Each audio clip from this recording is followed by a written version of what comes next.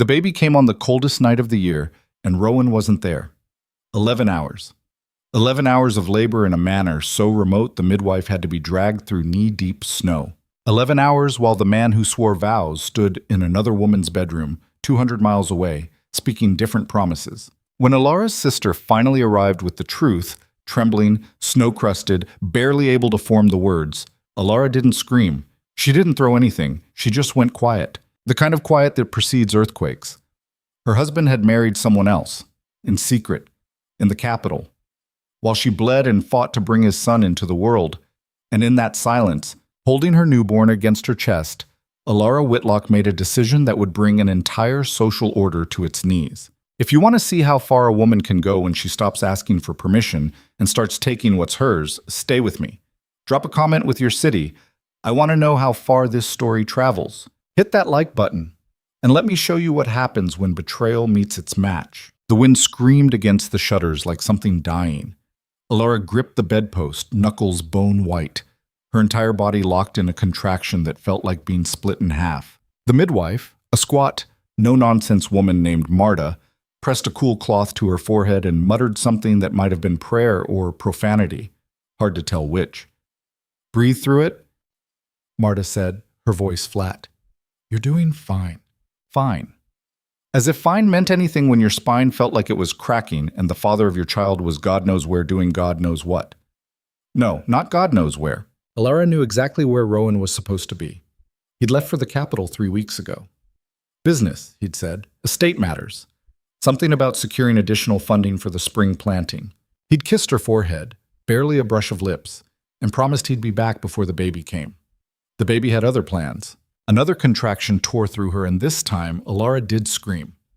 Not a polite sound. Not the kind of restrained noise a duchess was supposed to make. A raw, animal howl that rattled the windows and made Marta's assistant, a pale girl of maybe 16, flinch hard enough to drop the basin she was holding. Water splashed across the floor. "Pick it up," Marta snapped without looking. "And get more from the kitchen. Hot as you can stand." The girl scrambled. Elara barely noticed. The pain crested, held, then slowly, agonizingly, began to recede. She sagged against the pillows, gasping. Her shift soaked through with sweat despite the cold gnawing at the edges of the room. The fire in the hearth was roaring, but it didn't matter. This manor, Rowan's precious frontier holding, the one he'd insisted they winter in, was a drafty stone cage. Beautiful in summer, maybe. In January, it was a tomb. "How much longer?" Elara managed. "Jarlarshi eat baschi." Elaras. Marta's mouth pressed into a thin line. Hard to say. Could be an hour. Could be 4. 4? First babies take their time, especially boys. "You don't know it's a boy." Marta gave her a look, flat, unimpressed. "I've caught 200 babies, Your Grace. I know." Elara wanted to argue, but another contraction was already building. She clenched her teeth and wrote it out, focusing on the pattern in the ceiling plaster, water stains shaped like continents she'd never see. Rowan had promised her travel. "After the wedding," he'd said, "we'll go to the coast, the capital, maybe even across the channel if you'd like." 3 years later, she'd seen nothing but this manor and the small market town 5 miles down the valley. The rest of the world was a story other people told. The contraction passed. Elara's vision swam. "Drink," Marta ordered, pressing a cup to her lips. Elara drank. It tasted like iron and herbs and something bitter she didn't have the energy to identify. When she finished, Marta set the cup aside and checked between her legs with the detached efficiency of someone inspecting livestock. "Still a ways to go," she said, "but you're doing better than most." "Wonderful." Marta almost smiled. "Sarcasm. Good. Means you're still fighting." Elara closed her eyes. Fighting. As if she had a choice. Somewhere around the 9th hour, Elara started hallucinating. Not badly. Just enough that the shadows in the corners seemed to move with intention. And once she could have sworn she heard Rowan's voice in the hallway, calling her name. But when she turned her head, gasping, there was nothing. Just Marta and the girl, whose name Elara still didn't know, and the relentless mechanical rhythm of her own body trying to tear itself apart. "He should be here," Elara whispered. Marta didn't answer. She was busy doing something with towels in a basin. The girl glanced at Elara, then quickly looked away. "He should be here," Elara said again, louder. "Men rarely are," Marta said without turning around. "Even the good ones." "He's not." Elara stopped. Another contraction, this one worse than the others. She arched off the bed, a strangled sound ripping from her throat. "That's it," Marta said, moving quickly now. "That's the one. Don't hold back. Let it come." Elara didn't have the option of holding back. Her body had taken over completely. She was just cargo now, a vessel. The baby was driving, and all she could do was survive the ride. "Push," Marta commanded. Elara pushed. Again. Again. Good. Good. One more. And then, in a rush of heat and wetness and relief so overwhelming it felt like drowning in reverse, the baby was out. For a moment there was nothing. No sound, no movement. Elara's heart stopped. Then, a thin, reedy wail, small and outraged and alive. "It's a boy," Marta said, and there was something almost gentle in her voice. "Healthy. Good lungs." She placed the baby on Elara's chest. He was slick and red and furious, tiny fists flailing. Elara's hands came up automatically, cradling him, and the world narrowed to the weight of him, the warmth, the impossible fact of his existence. "Hello?" she whispered. He stopped crying, just for a second, long enough to open unfocused dark eyes and stare at her like he was trying to figure out where he was. "I know," Elara murmured. "I'm confused too." Marta was still working, delivering the afterbirth, cleaning up, doing a dozen things Elara was too exhausted to track. The girl brought warm water and fresh linens. The room smelled like blood and sweat, and something indefinably human. Elara didn't care. She couldn't stop looking at her son. "Have you chosen a name?" Marta asked. "Rowan wanted to call him Garrett, after his father." Marta's hands paused, just for a beat. "And what do you want?" Elara thought about it, about Rowan, wherever he was, about promises broken and vows that apparently meant nothing, about the fact that she'd done this alone, every second of it, and this child was hers in a way that had nothing to do with bloodlines or family trees. "Callum?" she said. "His name is Callum." Marta nodded. "Good name. What?" It was. The knock came an hour later. Elara had just managed to drift into something adjacent to sleep. Callum tucked against her, Marta dozing in a chair by the fire, when the pounding started. Hard, urgent, the kind of knock that meant trouble. Marta jerked awake, eyes sharp. "Who the hell?" The girl hurried to the door. Elara heard low voices, a woman's voice, familiar. Then footsteps, fast. The bedroom door burst open and Elara's sister stumbled in. Celeste. She looked like she'd been dragged through the storm backward. Her cloak was crusted with ice, her hair wild, her face flushed and terrified. She was breathing hard, and when she saw Elara, something in her expression cracked. "Celeste?" Elara struggled to sit up, careful not to disturb Callum. "What are you—" "I came as soon as I heard." Celeste's voice shook. "I tried to get here sooner, but the roads, the weather— You shouldn't have traveled in this," Marta said sharply. "You could have died. I had to." Celeste moved closer, and Elara saw tears streaking her cheeks. "I had to tell you. Before someone else did. Before he—" "Before who?" Elara's chest tightened. "Celeste, what's wrong?" Her sister opened her mouth, closed it, opened it again. "It's Rowan," she finally said. The room went very still. "What about Rowan?" Elara's voice came out flat, controlled, even though her heart was starting to race. Celeste looked at Marta, then at the girl, then back at Elara. Should I? Whatever you have to say, just say it." Celeste took a shaking breath. "He's in the capital." "I know. He's handling estate business." "No." Celeste's voice broke. "He's not." Elara stared at her, at the tears, at the way her sister's hands were trembling. "Elara, he—" Celeste pressed her palms to her eyes. 3 days ago, Rowan married a girl named Isabel Corin in a private ceremony at her family's estate. I only found out because my friend Margaret was there. She didn't know about you. None of them did. He told everyone, he told them he was unmarried. The words hit like stones.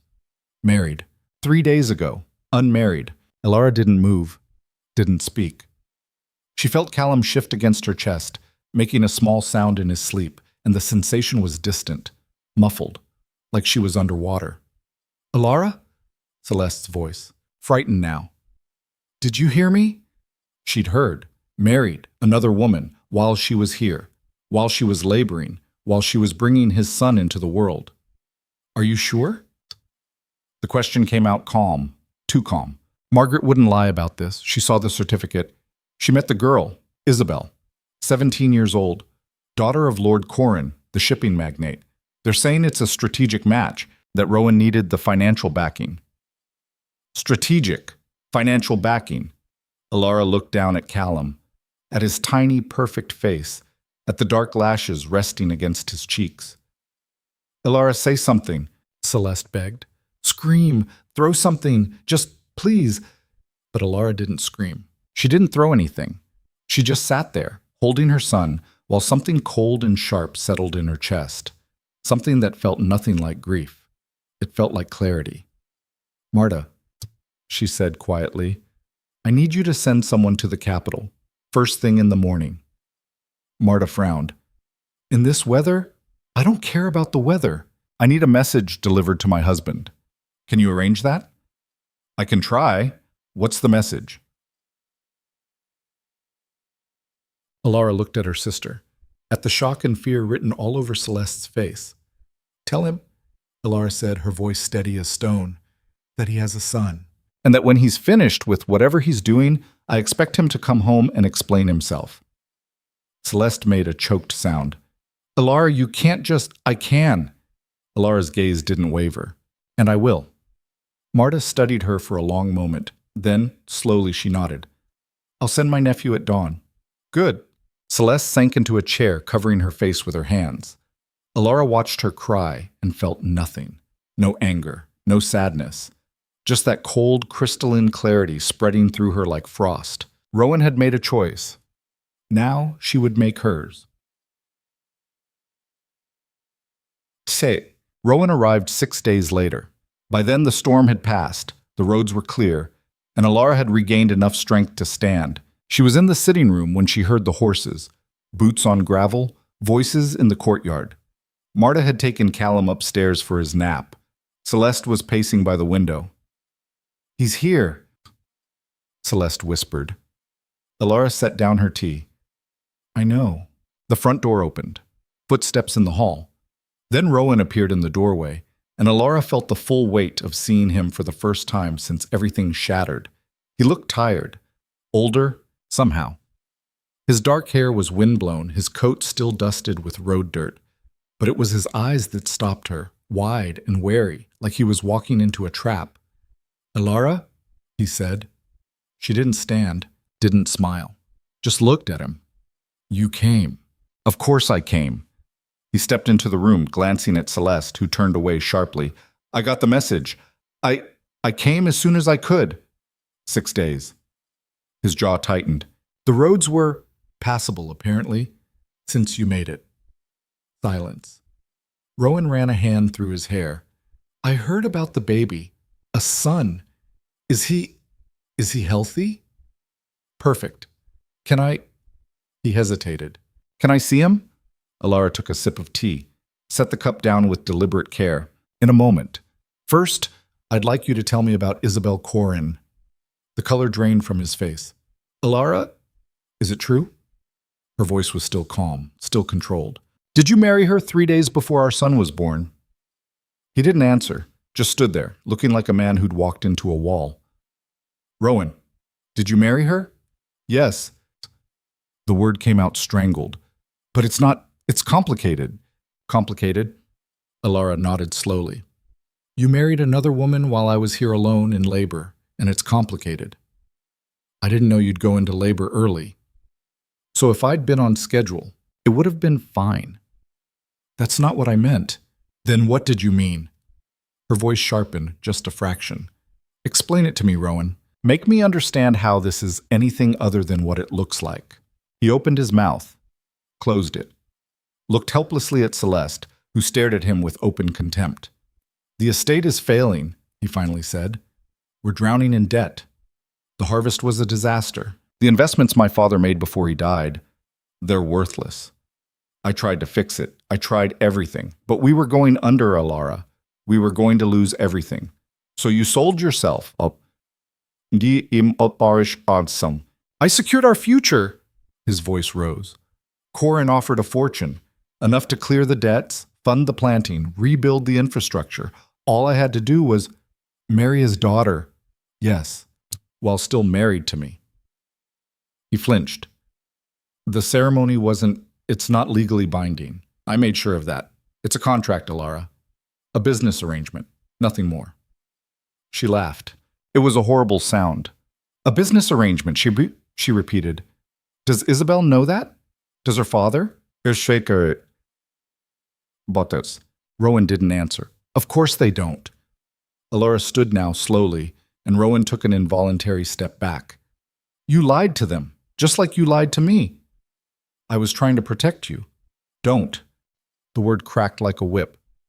Don't you dare tell me this was for my benefit.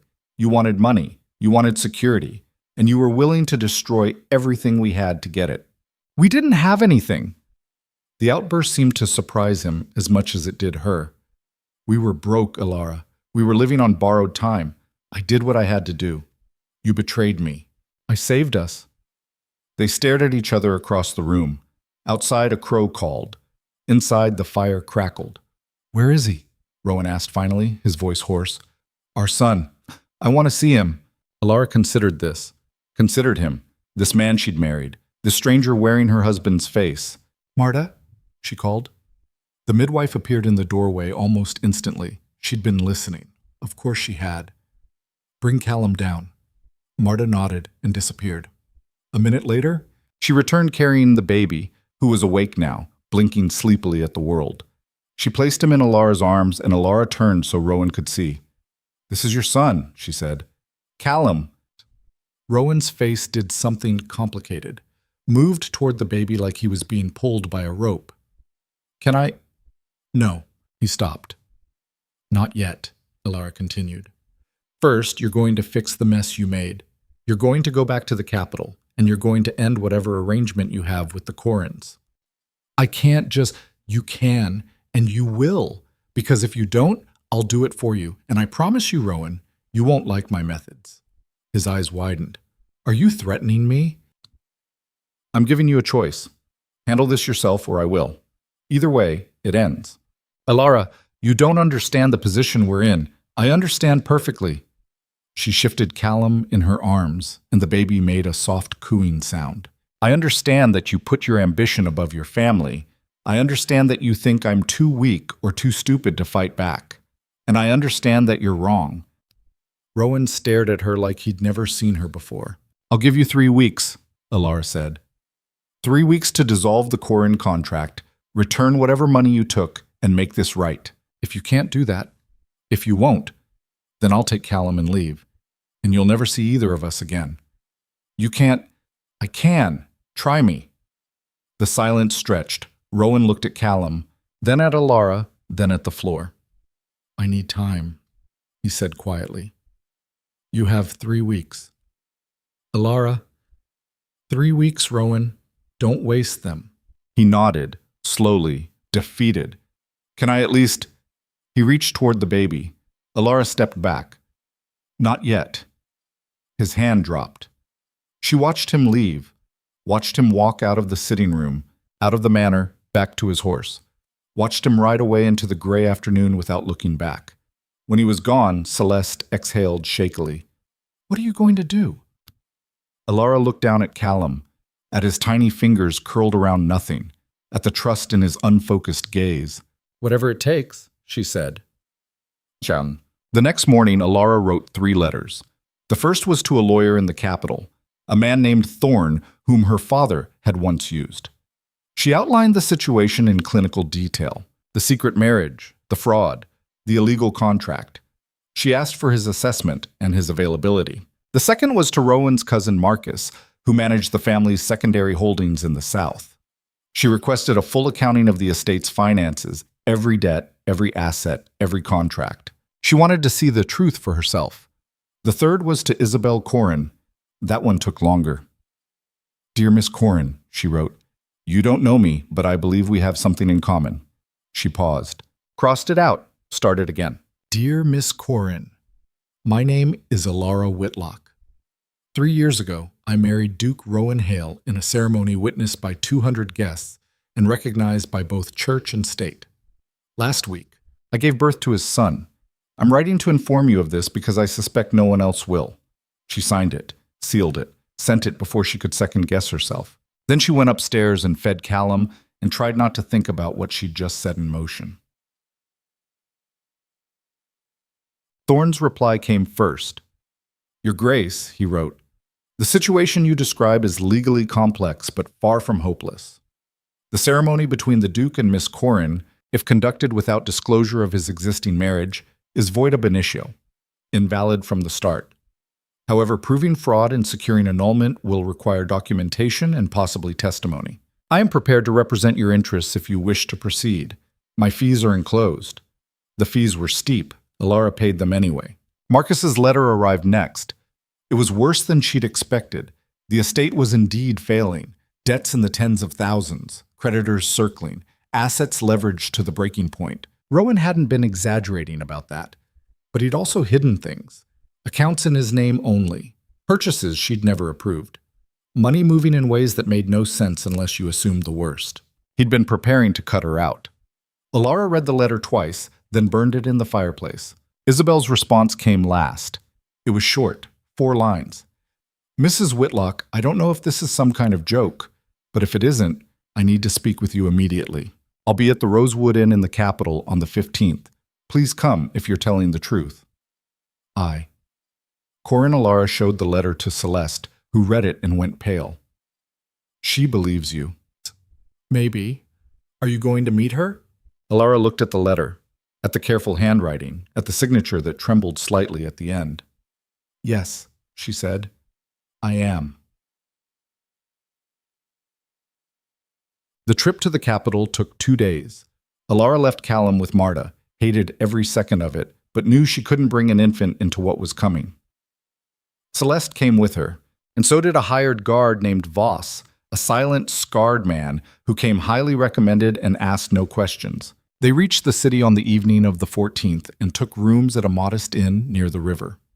Elara barely slept. Every time she closed her eyes, she saw Rowan's face, heard his excuses. "I was trying to protect you." Liar. The next morning, she dressed carefully. Not in widow's black, that would be too dramatic, but not in colors either. She chose gray, neutral, controlled. Celeste helped with her hair. "Are you sure about this?" her sister asked. "No." "But you're doing it anyway." "Yes." Celeste met her eyes in the mirror.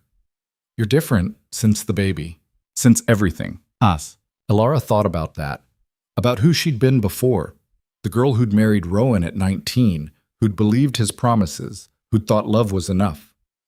"I had to be," she said. Assess. The Rosewood Inn was nicer than she'd expected, elegant without being ostentatious. The kind of place wealthy people went when they didn't want to be seen. Elara gave her name to the concierge. He directed her to a private parlor on the 2nd floor. The door was ajar. Elara knocked anyway. "Come in." She pushed the door open. The girl sitting by the window was younger than she'd expected. 17, Celeste had said, but she looked 15. Pale skin, dark hair pulled back severely, a silk dress that probably cost more than Elara's entire wardrobe. But it was her eyes that stopped Elara. Wide and frightened and furious all at once. "You're her," Isabel said. It wasn't a question. "Yes, prove it, Bashut. Sarama Charte Bishoshi." Elara reached into her bag and pulled out the documents Thorne had prepared. Marriage certificate, parish records, a letter from the officiant who'd conducted the ceremony. Isabel read them all. Her hands shook. "He told me he was unmarried," she whispered. "He swore it. I know. My father checked. We had investigators. He lied to them too. Isabel set the papers down, stood, paced to the window and back. Why? Her voice cracked. Why would he do this? Money, the word hung in the air. He needed your father's investment, Elara continued, and he was willing to do whatever it took to get it, including marry you under false pretenses. Isabel's face crumpled. For a moment, Elara thought she'd cry, but instead the girl's expression hardened into something cold and furious. Where is he now? I don't know. Probably trying to figure out how to fix this without anyone finding out. Does my father know? Not yet. Isabel turned to face her fully. Are you going to tell him? Elara had thought about this, planned for it. But sitting here, looking at this girl, this child, who'd been used just like she had, the answer solidified into something unshakable. That depends, she said. On what? On whether you want me to. Isabel blinked. What? This is your choice, Elara said carefully. I can go to your father, I can expose everything, or you can. Silence. Why would you give me that option? Isabel asked. Because you deserve to decide how your own story ends. The girl stared at her. Then slowly, she sat back down. If I tell him, she said quietly, he'll destroy Rowan. Financially, socially, maybe worse. Probably. And you're willing to risk that, even though Rowan is the father of your child. Elara thought about Callum, about the future she wanted for him, about the kind of man she wanted him to become. I don't want my son growing up thinking this is acceptable, she said. That lies and fraud are just business, that people are disposable. Isabel's eyes welled. He told me he loved me. I'm sorry. Did he tell you that too? Once. They sat in silence for a moment. Two women, two victims of the same man's ambition. Then Isabel straightened, wiped her eyes. I'll tell my father, she said. Tonight. Elara nodded. But I need you to do something for me, Isabel continued. What? When this is over, when Rowan has lost everything, I need you to make sure he knows it was both of us, that we did this together. Elara looked at the girl, at the steel forming in her spine. I can do that, she said. They shook hands, and in that moment, Elara realized something fundamental had shifted. She'd come here expecting to fight alone. But she wasn't alone. Not anymore. Lord Corrin arrived at Elara's inn before dawn.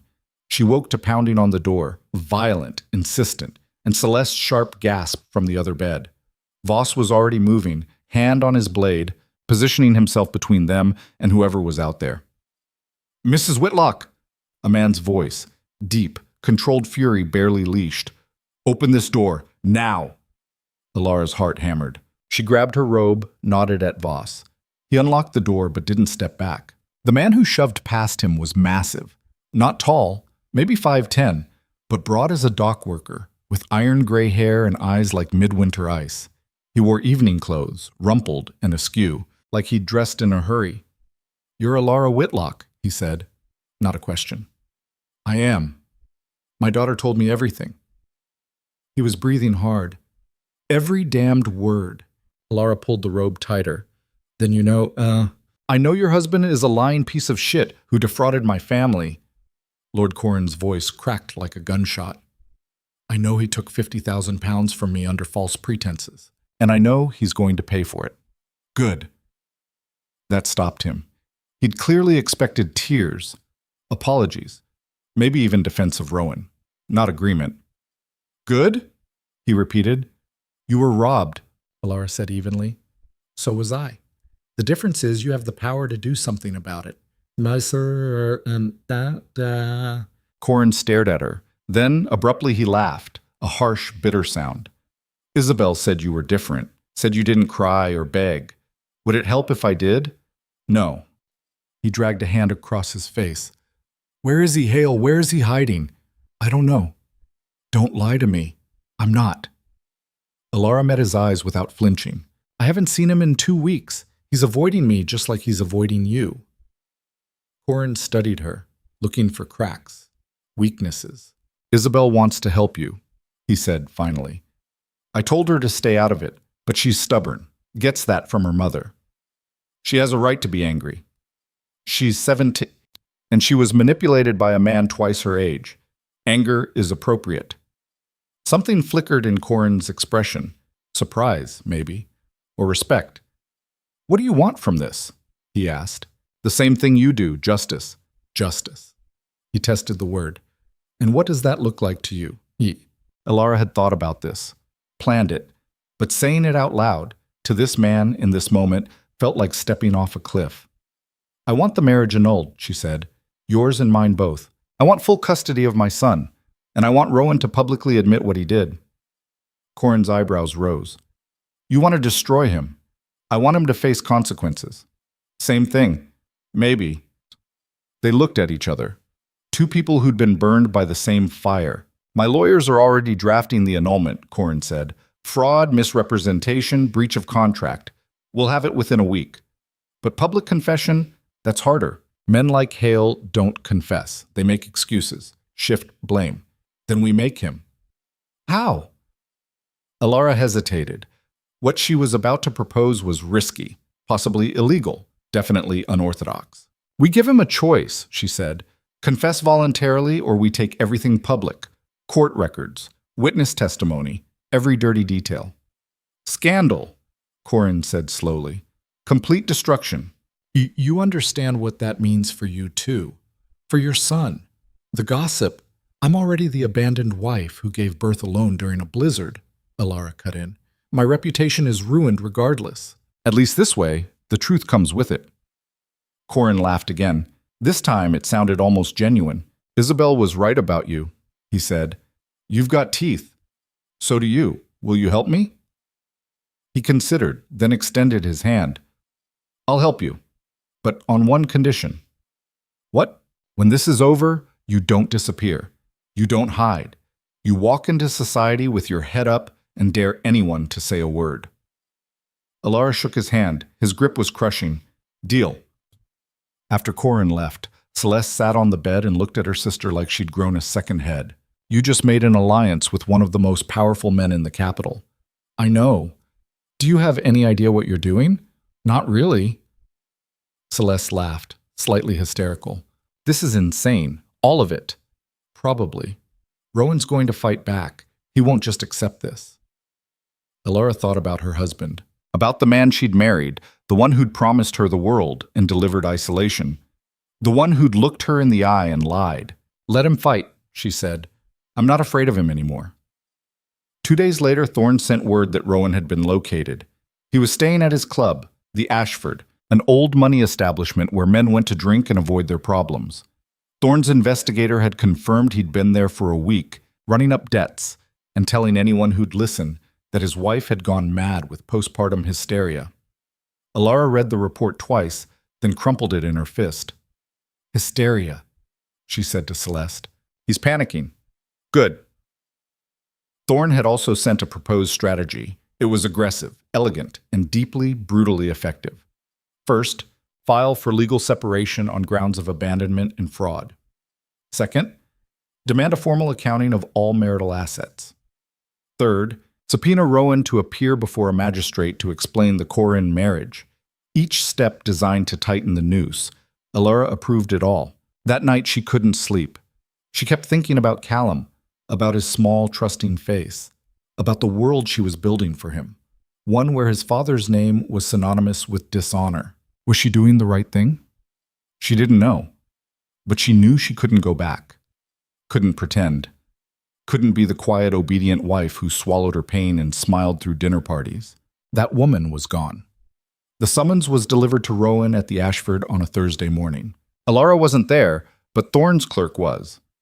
He reported back that Rowan had gone white, then red, then thrown the papers across the room. What did he say?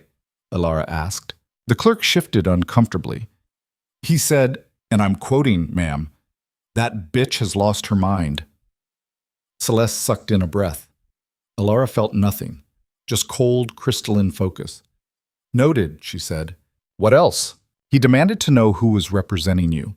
When I told him it was Thorne, he laughed. Said Thorne was a washed-up hack who couldn't win a case against a drunk magistrate. Thorne's won 43 cases in the last 5 years, Delara said. Rowan's just scared. The clerk nodded. He also asked, he paused. He asked about the baby. Elara's chest tightened. What about him? He wanted to know if the child was really his. The room went silent. Celeste stood so fast her chair tipped over. He what? I'm sorry, ma'am. I'm just reporting. He's questioning paternity? Celeste's voice climbed. After everything, after he abandoned her, it's a tactic, Elara said quietly. Her hands were shaking, but her voice stayed level. He's trying to discredit me, make me look unfaithful. That's monstrous. That's Rowan. The clerk looked miserable. I'm sorry, Your Grace. Don't be. Just make sure Thorne knows we'll need to counter it. After he left, Celeste paced the room like a caged animal. This is escalating, she said. He's getting desperate. I know. What if he tries something worse? What if he... She stopped. What if he tries to take Callum? The thought had occurred to Elara more than once, late at night when the fears crept in. He can't, she said, trying to sound confident. Legally, I have full rights as the mother. Since when has Rowan cared about legality? Elara didn't have an answer for that. The magistrate hearing was set for the following Monday. Thorne prepared her meticulously. They went over every detail, dates, documents, witnesses. He warned her that Rowan's lawyer, a man named Giles Pritchard, was known for aggressive cross-examination. He'll try to rattle you, Thorne said. Make you emotional, make you look unstable. I won't break. I know, but be ready. The morning of the hearing, Elara dressed in black. Not mourning, she wasn't grieving, but it sent a message, seriousness, resolve. Celeste helped with her hair, pinning it back in a severe knot. You look terrifying, Celeste said. Good. The courthouse was an ugly stone building near the river. Inside it smelled like old paper and fear. Thorne met her in the hall, along with Corin and Isabel. The girl looked pale, but determined. She wore gray, almost identical to what Elara had worn to their first meeting. Are you ready? Corin asked. As I'll ever be. They entered the courtroom together. Rowan was already there. He sat at the defendant's table with Pritchard, looking rumpled and furious. When he saw Elara, something flashed in his eyes. Shock, maybe, or fear. But it was gone in an instant, replaced by cold disdain. She didn't look away. The magistrate, a thin gray man named Holbrook, called the session to order. This is a preliminary hearing, he announced, to determine whether sufficient cause exists to proceed with a petition for legal separation and annulment. Mrs. Whitlock, you may present your case. Thorne stood. Your Honor, we have substantial evidence of fraud, bigamy, and abandonment. With your permission, I'd like to enter the following documents into evidence. He began laying out the case. Marriage certificate, parish records, the Corin contract, witness statements. Rowan's face darkened with each piece of paper. When Thorne finished, Holbrook turned to Pritchard. Your response? Pritchard stood. He was older than Thorne, with silver hair and a voice like gravel. Your Honor, my client maintains that this entire proceeding is the result of a misunderstanding, compounded by Mrs. Whitlock's emotional instability following childbirth. Elara's nails dug into her palms. Emotional instability? Holbrook repeated. Postpartum hysteria is well documented, Your Honor. My client has reason to believe his wife is not in her right mind. Objections, Thorne cut in. Mrs. Whitlock has been examined by 2 physicians, both of whom have certified her mental competence. I have their statements here. He handed papers to the magistrate. Holbrook read them, frowning. These seem quite clear, Mr. Pritchard. Nevertheless, and what of the second marriage? Holbrook interrupted. The contract with Lord Corin's daughter. How do you explain that? Pritchard didn't hesitate. A business arrangement, perfectly legal. While still married? The ceremony was symbolic, not legally binding. Did you inform the Corins of that? Silence. Holbrook's frown deepened. Mr. Pritchard? My client acted in good faith. That's not what I asked. Corin stood. Your Honor, if I may. Holbrook nodded. I was not informed of any existing marriage, Corin said, his voice hard. I was led to believe Duke Hale was a widower. I have 3 witnesses who will testify to that misrepresentation. My family was defrauded of £50,000. The courtroom stirred. 50,000 was a staggering sum. Rowan leaned toward Pritchard, whispering urgently. Pritchard's expression soured. "Your Honor," he said, "we request a continuance to gather additional evidence." "Denied." Holbrook's tone was flat. "I've heard enough for today. Based on the evidence presented, I find sufficient cause to proceed with both the separation petition and the annulment investigation. We'll reconvene in 2 weeks for full testimony." He banged his gavel. "Dismissed." Elara exhaled, didn't realize she'd been holding her breath. Thorne touched her arm. "That was good, very good." But Elara was watching Rowan. He was standing now, staring at her across the courtroom. His face was a mask of rage. Then he started walking toward her. Voss moved instantly, stepping between them. Rowan stopped, jaw clenched. "You think you've won," he said, loud enough for everyone to hear. Elara met his eyes. "I think I've started. You're destroying our family. You destroyed it. I'm just cleaning up." "That's my son. No." The word came out hard. Final. "Callum is mine. You gave up any claim to him the moment you married someone else." Rowan's hands curled into fists. For a second, she thought he might actually hit her, but Pritchard grabbed his arm, pulling him back. "Don't," the lawyer hissed. "You're in a courthouse. Don't be stupid." Rowan shook him off, but didn't advance, just stood there, breathing hard. "This isn't over," he said. "I know." He turned and stalked out. Pritchard followed, looking harried. When they were gone, Elara's knees nearly buckled. Celeste caught her arm. "You did it," her sister whispered. "You actually did it." Elara nodded. But she didn't feel victorious, just tired. Corin approached, Isabel at his side. "Well done," he said gruffly. "Thank you. He's going to come at you harder now. You know that. I know. Do you have somewhere safe? Somewhere he can't find you?" Elara hesitated. She'd been staying at the inn, but it was public, vulnerable. "I have a townhouse in the West Quarter," Corin said. "Empty right now. You and your sister can use it. Voss, too." "I can't." "You can. And you will.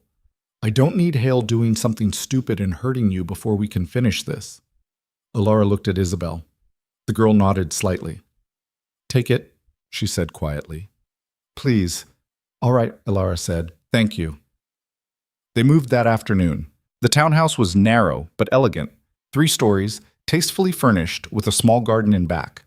Celeste immediately claimed the second bedroom. Voss took the servants' quarters and began checking locks, exits, sightlines. Elara stood in the drawing room and felt, for the first time in weeks, something like safety. That night, she wrote to Marta, asked about Callum. The midwife's response came 2 days later. "He's thriving, eating well, sleeping poorly, but that's normal. Misses you, I think. Cries more at night." "When are you coming home?" Elara read it 3 times, guilt twisting in her chest. "Soon," she told herself. "As soon as this is finished." But she was starting to realize it might never be finished. Not really. This was her life now, the fight, the strategy, the constant vigilance. She'd changed, and there was no going back. The next blow came from an unexpected direction. Thorne arrived at the townhouse unannounced, his face grim. "We have a problem," he said without preamble. Elara's stomach dropped. "What kind of problem?" "Rowan's filed a counterpetition. He's claiming you're an unfit mother." The words hit like a fist. "What?" "He's arguing that your decision to leave the baby with a midwife while you pursue legal action demonstrates neglect. He's requesting emergency custody pending the outcome of the separation hearing." Celeste swore. Elara couldn't speak. "Can he do that?" Celeste demanded. "He can try," Thorne said. "Whether he'll succeed is another matter." "What do we need?" Elara's voice sounded distant, mechanical. "Character witnesses, proof of your fitness as a mother, medical statements, and we need to move fast. The custody hearing is in 3 days." 3 days. Elara closed her eyes, tried to think. But all she could see was Callum's face, his tiny hands, the way he'd looked at her that first night, like she was his entire world. "I'll go get him," she said. "Elara." I'm not letting Rowan use my absence against me. I'll bring Callum here. Now. That's a 2-day journey each way, Thorne protested. You'll barely make it back in time. Then I'd better leave now. She was packed within the hour. Voss insisted on coming. Celeste wanted to, but someone needed to stay and coordinate with Thorne. They argued about it, brief, sharp, before Celeste gave in. Be careful, her sister said, gripping her hand. I will. And Elara, don't let him win. Elara nodded. Then she climbed into the carriage, and they were moving. The journey was brutal. They traveled through the night, stopping only to change horses. Elara dozed fitfully, jerking awake at every bump and jostle. She kept thinking about Rowan's face in the courtroom, the rage in his eyes. He'd do anything to win. She knew that now, including taking her son. They reached the manor at dawn on the second day. Marta was waiting on the steps, Callum bundled in her arms. When she saw Elara, her expression shifted, relief mixed with worry. You look like hell, she said bluntly. I feel worse. Elara reached for Callum. The baby was awake, blinking sleepily. When he saw her, he made a small, happy sound that broke something in her chest. Hello, sweetheart, she whispered. I'm sorry. I'm so sorry. She held him for a long moment, just breathing, just feeling the weight of him. Then Marta said, You should know there was a man here yesterday, asking about you. Elara's head snapped up. What man? Well, didn't give a name, but he had the look of someone official, asking about the baby, about where you'd gone. What did you tell him? Nothing. Marta's eyes were sharp. I'm not stupid, but he'll be back. We're leaving, now. They were on the road within 20 minutes. The return journey was worse. Callum fussed, uncomfortable in the jostling carriage. Elara tried to soothe him, but she was exhausted, running on fear and stubbornness. Halfway back, the carriage wheel hit a rut and cracked. Voss swore. We need to stop, get it fixed. How long? 2 hours, maybe 3. They were losing time they didn't have. Elara paced while the driver worked, Callum against her shoulder. The baby had finally fallen asleep, his breath warm against her neck. We're not going to make it, she said. Voss looked at her. We will. The hearing's tomorrow morning, then we drive through the night, again. Voss, you hired me to keep you safe. That includes getting you where you need to be. He paused. That boy needs his mother. We'll get you there. Elara wanted to cry, but there wasn't time for that either. They arrived in the capital at 4 in the morning. Thorne was waiting at the townhouse, looking like he hadn't slept in days. Thank God, he said when he saw her. I was starting to think, I'm here. We're here. Elara swayed slightly. Celeste caught her arm. You need to rest. Eat. I need to prepare. The hearing's in 5 hours. Elara, you're dead on your feet. I don't care. She looked at Thorne. Tell me what I need to do. He told her. They worked until dawn, going over testimony, rehearsing answers, building the case. At some point, Celeste took Callum, murmuring reassurances. Elara heard him crying in the other room and wanted to go to him, but Thorne kept pulling her back. Focus, he said. You can be his mother after we win.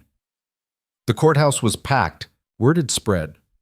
Scandalous duke, abandoned wife, secret marriage, people loved a disaster, and Elara's life had become prime entertainment. She walked in with Callum in her arms, Celeste at her side, and felt every eye in the room track her movement. Rowan was already there. When he saw the baby, his expression flickered, something that might have been longing or regret, but it was gone too fast to tell. The custody magistrate, a stern woman named Ashford, called the session to order. This is a hearing to determine temporary custody of the minor child, Callum Hale, she announced. Duke Hale, you've petitioned for emergency custody on grounds of maternal unfitness. Present your case. Pritchard stood. Your Honor, Mrs. Whitlock abandoned her infant son for nearly 3 weeks while pursuing vindictive legal action against his father. This demonstrates a fundamental lack of maternal instinct and prioritization. Objection, Thorne cut in. Mrs. Whitlock left her son in the care of a qualified midwife while securing his legal and financial future. This is responsible parenting, not abandonment. She chose litigation over her child. She chose to protect her child from a father who committed fraud and bigamy. Ashford held up a hand. Enough. Mrs. Whitlock, you have the child with you today? Yes, Your Honor. Elara stood, Callum still in her arms. May I see him? Elara approached the bench. Ashford leaned forward, studying Callum. The baby was awake, calm, watching the strange woman with dark, curious eyes. He appears healthy, Ashford said. He is. Who's been caring for him? A midwife named Marta Belrose. She delivered him and has been his primary caretaker in my absence. And why were you absent? Elara took a breath. This was it. Because my husband committed bigamy, Your Honor. He married another woman while I was pregnant. He took £50,000 under false pretenses. And when I discovered the truth, he called me hysterical and tried to erase me. Her voice stayed steady. I left my son with someone I trusted because I knew if I didn't fight now, immediately, I might lose him forever. The courtroom was silent. Ashford's expression was unreadable. Duke Hale, do you dispute these claims? Rowan stood. I dispute the characterization, Your Honor. Everything I did was to secure our family's future. Did you marry Isabel Corrin while still married to Mrs. Whitlock? Rowan hesitated. Fatal pause. Answer the question, Ashford said sharply. The ceremony was not legally binding. That's not what I asked. Another pause.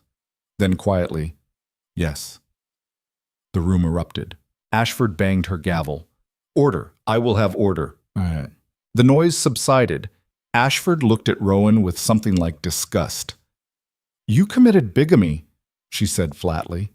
Technically, you committed bigamy, and you took money based on that fraudulent marriage. Rowan's jaw worked. Yes.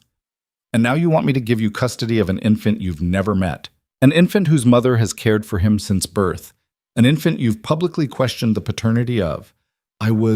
You didn't mean to destroy your own credibility? Ashford's voice was ice. Too late. She turned to Elara. Mrs. Whitlock, I'm granting you full temporary custody pending the outcome of the separation hearing. Duke Hale, you are prohibited from contact with the child or the mother except through legal counsel. If you violate this order, you will be arrested. She banged the gavel. We're done here. Elara's knees almost gave out. She'd won. Thorne gripped her arm, steadying her. Breathe, he murmured. She breathed. Across the room, Rowan was staring at her. His face was white, hollow. For just a second, she almost felt sorry for him. Then Callum made a small noise, and the feeling vanished. Outside, Corrin was waiting with Isabel. Congratulations, he said gruffly. Thank you. This isn't over, you know. The separation hearing, I know. Elara shifted Callum to her other arm. But I have time now, time to prepare. Isabel stepped forward. Can I? She hesitated. Can I see him? The baby?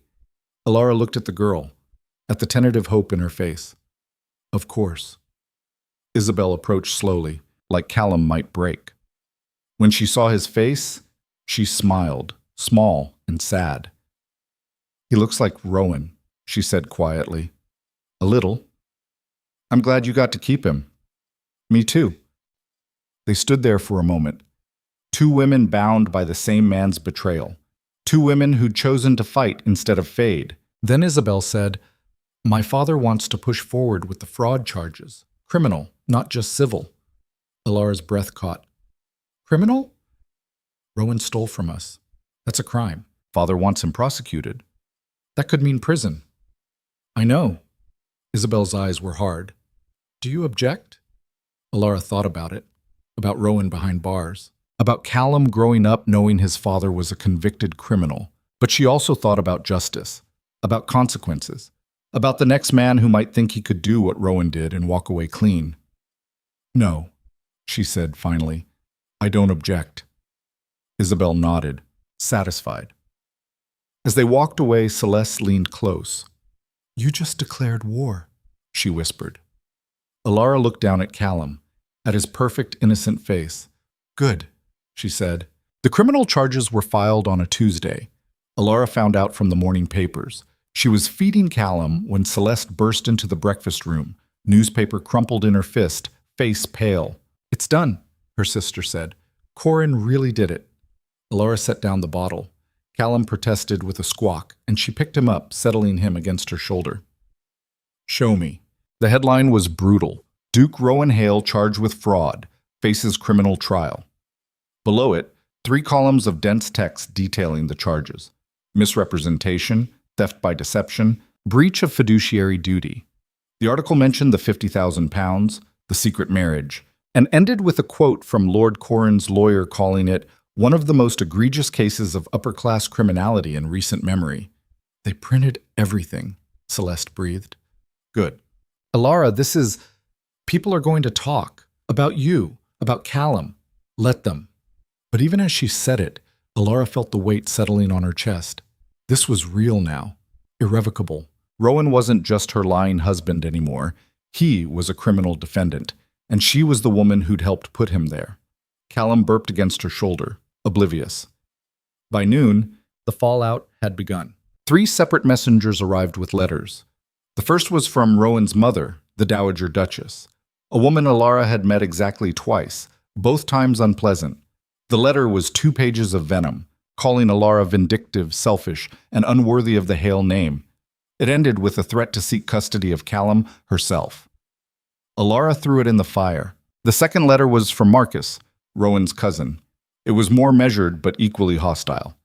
You're tearing the family apart, he wrote. Whatever Rowan did, this is excessive. Think about the legacy you're destroying. That one went in the fire too. The third letter was from someone unexpected, Lady Gwendolyn Ashcroft, a distant connection of Elara's mother. They'd met once at a garden party years ago. The letter was brief. My dear, I've been following your situation with great interest. If you need allies, you have more than you think. Not everyone in society is blind to what happened to you. Come see me when you're ready. G.A. Elara read it twice, then tucked it into her pocket. Who's Gwendolyn Ashcroft? Celeste asked. I barely remember, but apparently she's on our side. We need all the help we can get. That was becoming clear. By evening, word had reached Thorne that Rowan's legal team was planning a counteroffensive. They were going to argue that the criminal charges were motivated by personal vendetta, that Elara had manipulated Corran into prosecuting an innocent man. It won't work, Thorne said when he arrived at the townhouse. The evidence is too solid. But it'll create doubt, Elara said. Maybe. Which is why we need to move forward with the separation hearing. Fast. Before they can muddy the waters. How fast? 2 weeks. Elara's stomach twisted. 2 weeks to prepare for the fight that would determine everything. Her future, Callum's future. Whether she'd walk away from this intact or destroyed. Then we'd better get started, she said. The next few days were a blur of preparation. Thorne brought in witnesses, Marta, to testify about Callum's care, the parish priest who'd married Elara and Rowan, to confirm the legitimacy of their union, even Margaret, Celeste's friend who'd attended the Corran wedding, to detail Rowan's lies. Corran's lawyers coordinated with Thorne, sharing evidence. Isabel came by twice, bringing documents her father's investigators had uncovered, bank records showing Rowan had been in debt long before the marriage, correspondence proving he'd planned the Corran match months in advance. He was going to do this regardless, Isabel said, her voice tight. Whether you were pregnant or not, whether the baby came early or late, he'd already decided. Elara looked at the letters, Rowan's handwriting cold and calculated, planning her erasure like it was just another business transaction. I'm sorry, she said to Isabel. The girl shook her head. Don't be. I'm glad I know the truth. But Elara could see the hurt in her eyes. Isabel had believed in Rowan, however briefly, had thought herself in love. That kind of betrayal left marks. On the 5th day, Voss caught someone watching the townhouse. Elara was upstairs with Callum when he came to her door, expression grim. We have a problem. She followed him to the window. Across the street, partially hidden behind a vendor's cart, was a man in a dark coat. He wasn't doing anything overtly suspicious, just standing there, watching. How long has he been there? Elara asked. Since this morning, maybe earlier. One of Rowan's people? Probably. Could be a private investigator. Could be worse. Elara's grip tightened on the curtain. What do we do? I'll handle it, but you need to be careful. Don't go out alone. Don't take Callum anywhere without me or another guard. You think Rowan would... She couldn't finish the sentence. Voss looked at her steadily. I think desperate men do desperate things, and your husband just became very desperate. That night, Elara barely slept. Every sound made her jump, wind against the shutters, floorboards creaking, the distant clatter of carriages. She kept Callum's cradle next to her bed, one hand resting on the edge, feeling for his breath. At some point past midnight, she heard voices downstairs. Low and urgent, she grabbed her robe and went to investigate. Voss was at the door, blocking someone's entry. A man's voice, angry, slurred. I have a right to see my son. Rowan. Elara's heart slammed against her ribs. She moved to the top of the stairs, staying in shadow. You have a court order prohibiting contact, Voss said flatly. Leave, or I'll have you arrested. This is my house. This is Lord Corrin's house. You're trespassing. My wife is in there. My child. Your wife has a restraining order. Your child is asleep. And you're drunk. There was a scuffling sound. Elara started down the stairs, but Celeste appeared from nowhere, grabbing her arm. Don't, her sister hissed. Let Voss handle it. He's going to force his way in. Then Voss will stop him, and Rowan will go to jail tonight instead of later. They listened. Rowan was still arguing, his voice rising. You don't understand what she's doing to me, what she's taking. I understand you committed fraud and bigamy, Voss said. And I understand you are about to add assault to the list if you don't leave. Now. A long pause. Then footsteps. Retreating. Elara released a breath she didn't know she'd been holding. Voss came up the stairs a moment later. He's gone, but he'll be back. You're sure? Men like that always come back, until someone stops them permanently. Elara's hands were shaking. What do we do? We document it.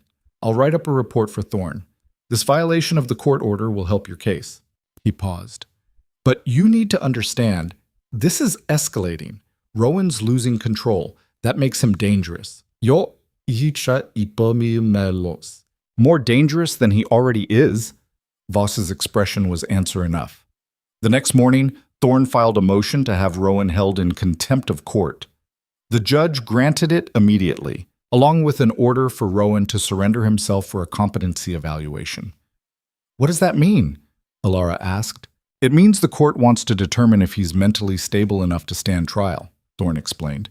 Given his behavior, the drunken visit, the threats, the increasingly erratic statements to the press, they're concerned. Will it delay the separation hearing? Possibly, but it also strengthens our position. A man who violates court orders and shows up drunk at his estranged wife's residence isn't exactly Father of the Year material.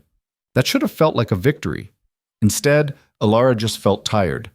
2 days later, Lady Gwendolen Ashcroft sent her carriage. The message was simple. Come to tea.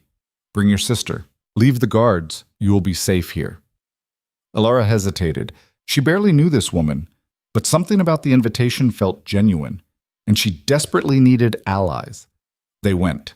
Lady Ashcroft's home was in the fashionable part of the city, a narrow townhouse with a blue door and window boxes full of late winter primrose.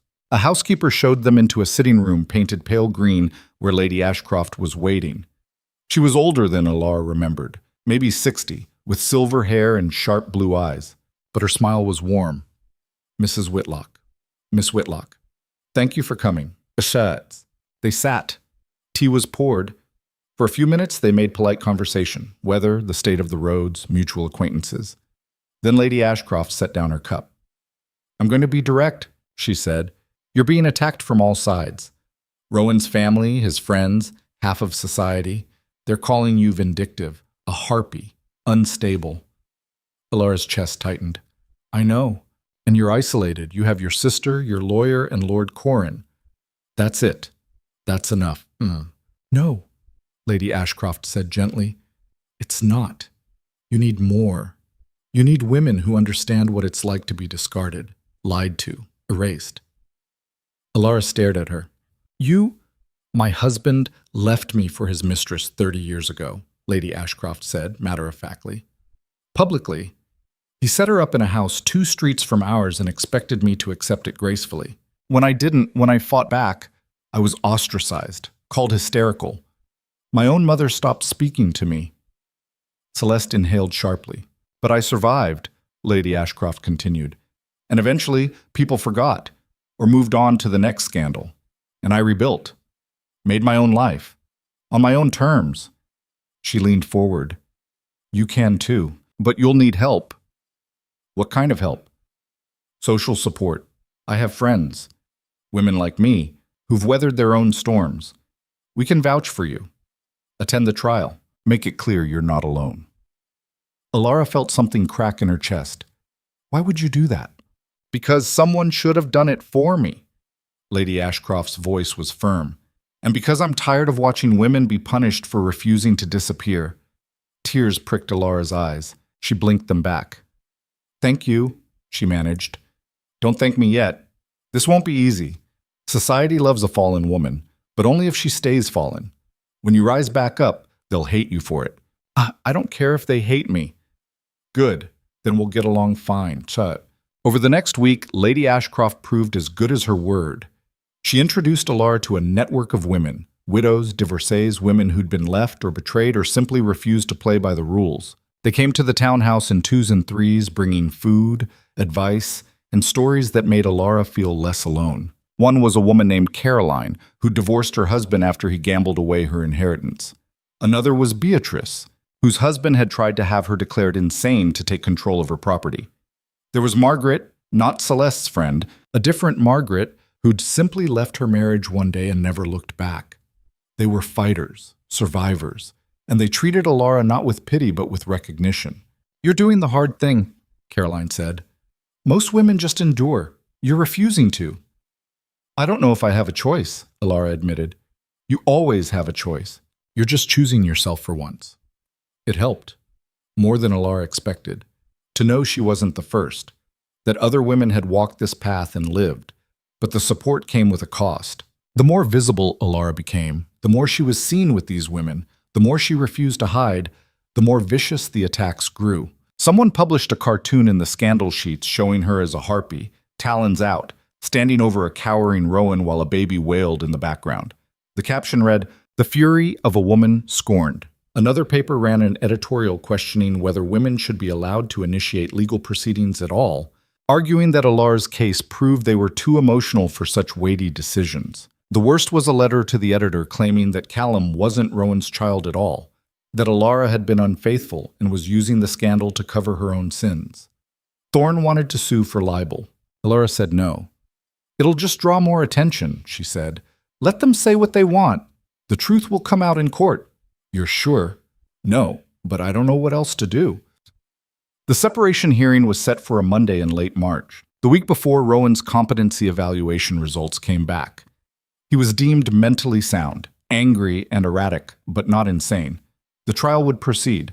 Pritchard immediately filed a motion to dismiss, arguing that the charges were politically motivated and that Rowan had been entrapped.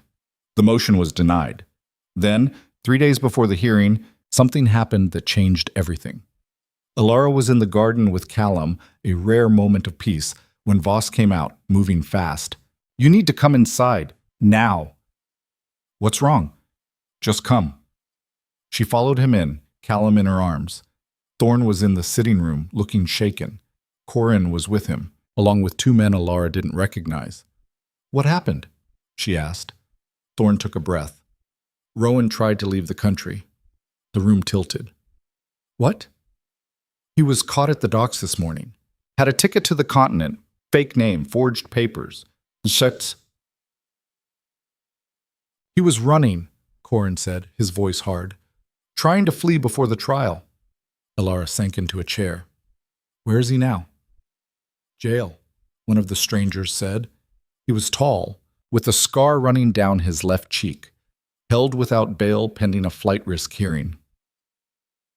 Who are you? Inspector Davies. I'm investigating the fraud charges. He studied her.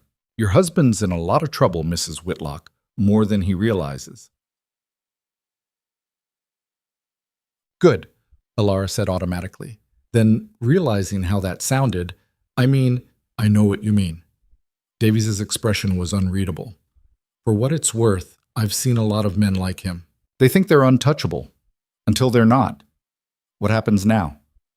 The separation hearing proceeds, the criminal trial proceeds. and Rowan stays in custody until both are resolved.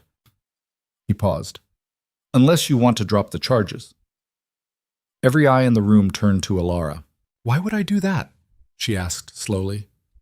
Some women do, when they see their husbands locked up, when reality sets in. Elara looked down at Callum. He was chewing on his fist, oblivious to the tension. He tried to run, she said. He was going to leave the country and abandon his son, again. I know. So no, I'm not dropping anything. Davies nodded. Didn't think so, just had to ask. After he left, Corin poured himself a drink. This is good for us, he said. Rowan in jail makes him look guilty, desperate. The separation hearing will be a formality. Nothing about this feels good, Elara said. Corin looked at her.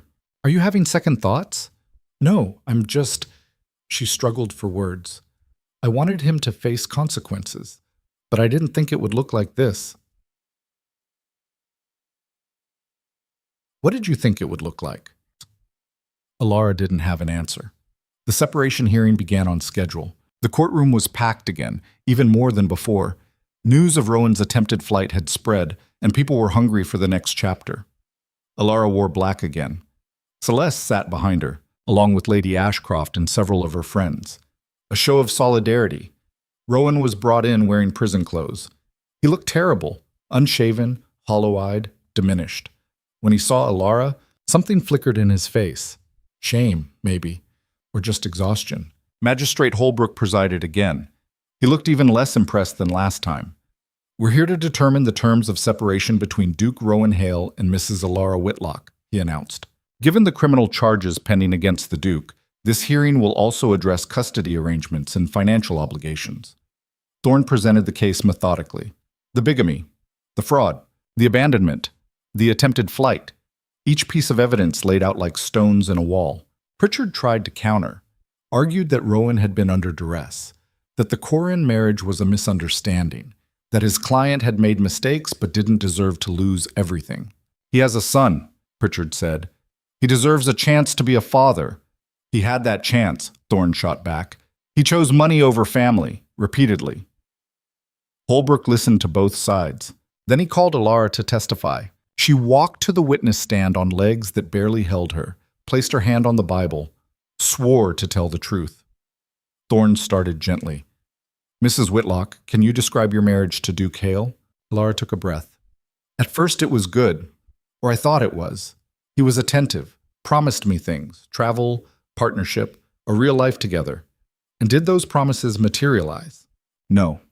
After the wedding, we moved to the Frontier Manor. I barely saw him. He was always traveling, always handling business. I was alone most of the time. Did he tell you about his financial troubles?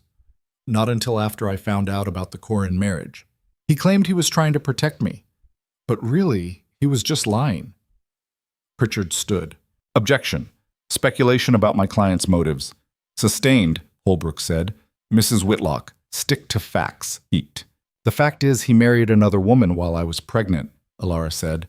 Her voice was steady now, stronger. The fact is he took £50,000 under false pretenses. The fact is he wasn't there when his son was born. And the fact is he tried to run away rather than face what he'd done. The courtroom was silent. No further questions, Thorne said. Pritchard approached for cross-examination.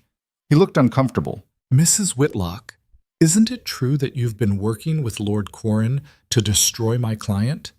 I've been working to protect my son. By having his father arrested, by holding his father accountable. You realize that if Duke Hale is convicted, your son will grow up knowing his father is a criminal? Elara met his eyes. My son will grow up knowing his father faced consequences for his actions. That's not a bad lesson. Pritchard tried a few more angles, suggested she was vindictive, that she'd manipulated Corin, that she was using Callum as a weapon. But Elara didn't break, didn't flinch. Finally, Pritchard sat down. Redirect Mr. Thorne?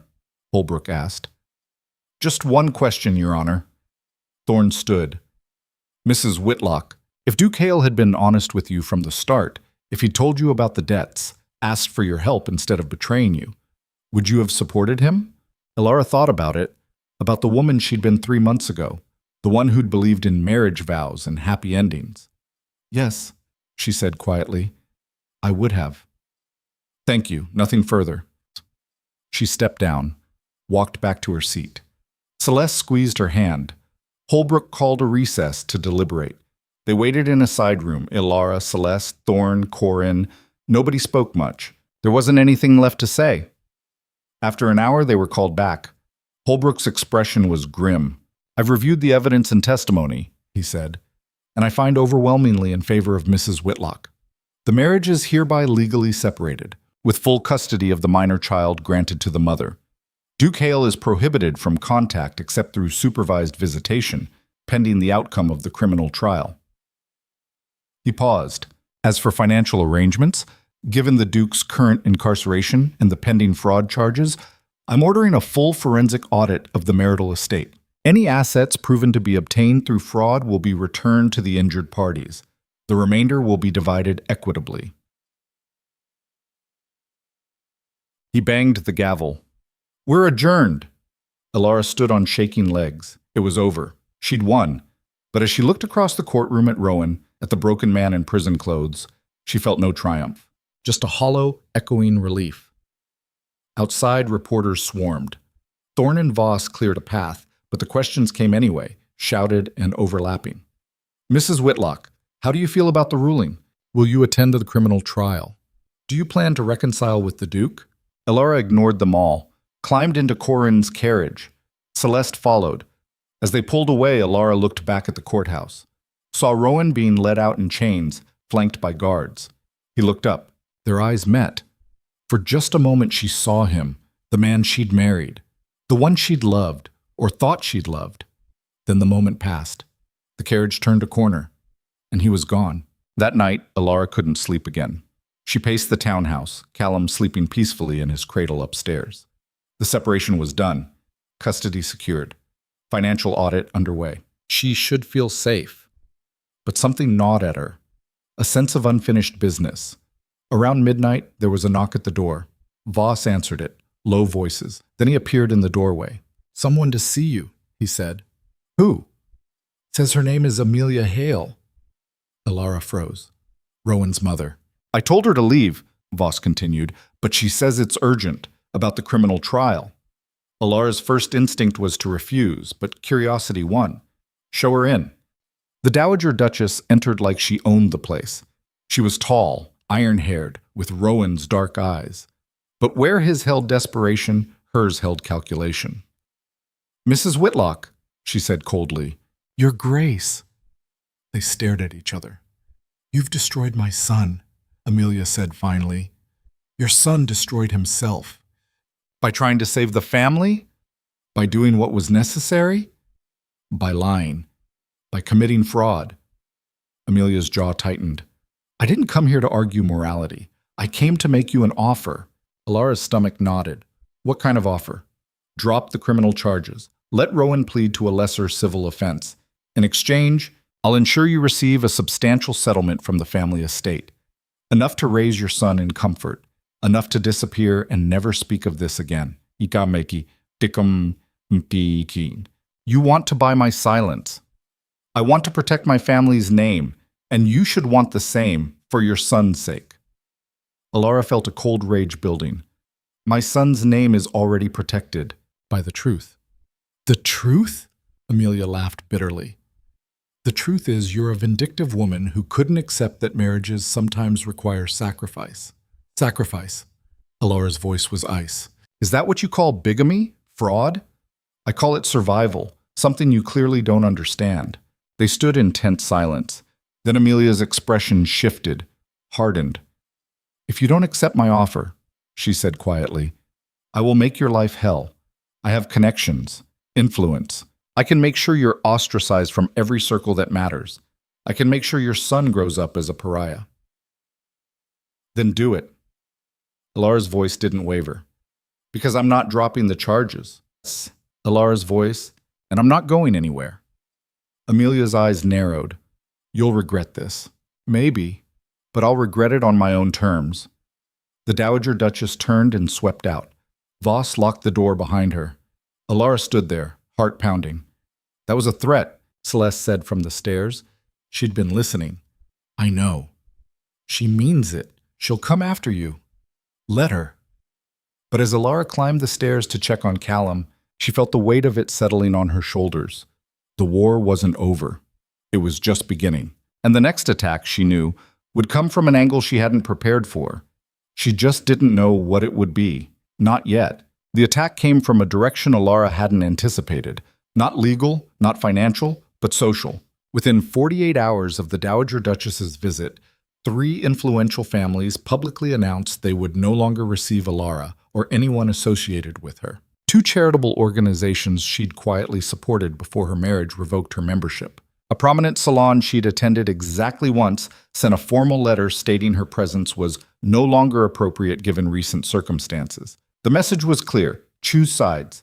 Them or her. Most chose them. It's coordinated, Lady Ashcroft said over tea in the townhouse parlor. Amelia's calling in favors. She's always been ruthless when protecting the family name. Elara set down her cup carefully, trying not to let her hands shake. How many people will actually listen to her? More than you'd like. Less than she hopes. Lady Ashcroft's expression was thoughtful. The older families, the ones who remember when the Hales were truly powerful, they'll fall in line. But the newer money, the merchants and industrialists, they don't care about old allegiances, especially not when there's a scandal this entertaining. So I'm entertainment now. You've been entertainment since the moment you walked into that first hearing with your head up.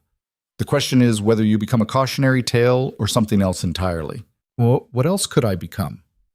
Lady Ashcroft smiled, sharp and knowing. An example of what happens when a woman refuses to disappear. The words stayed with Elara long after Lady Ashcroft left.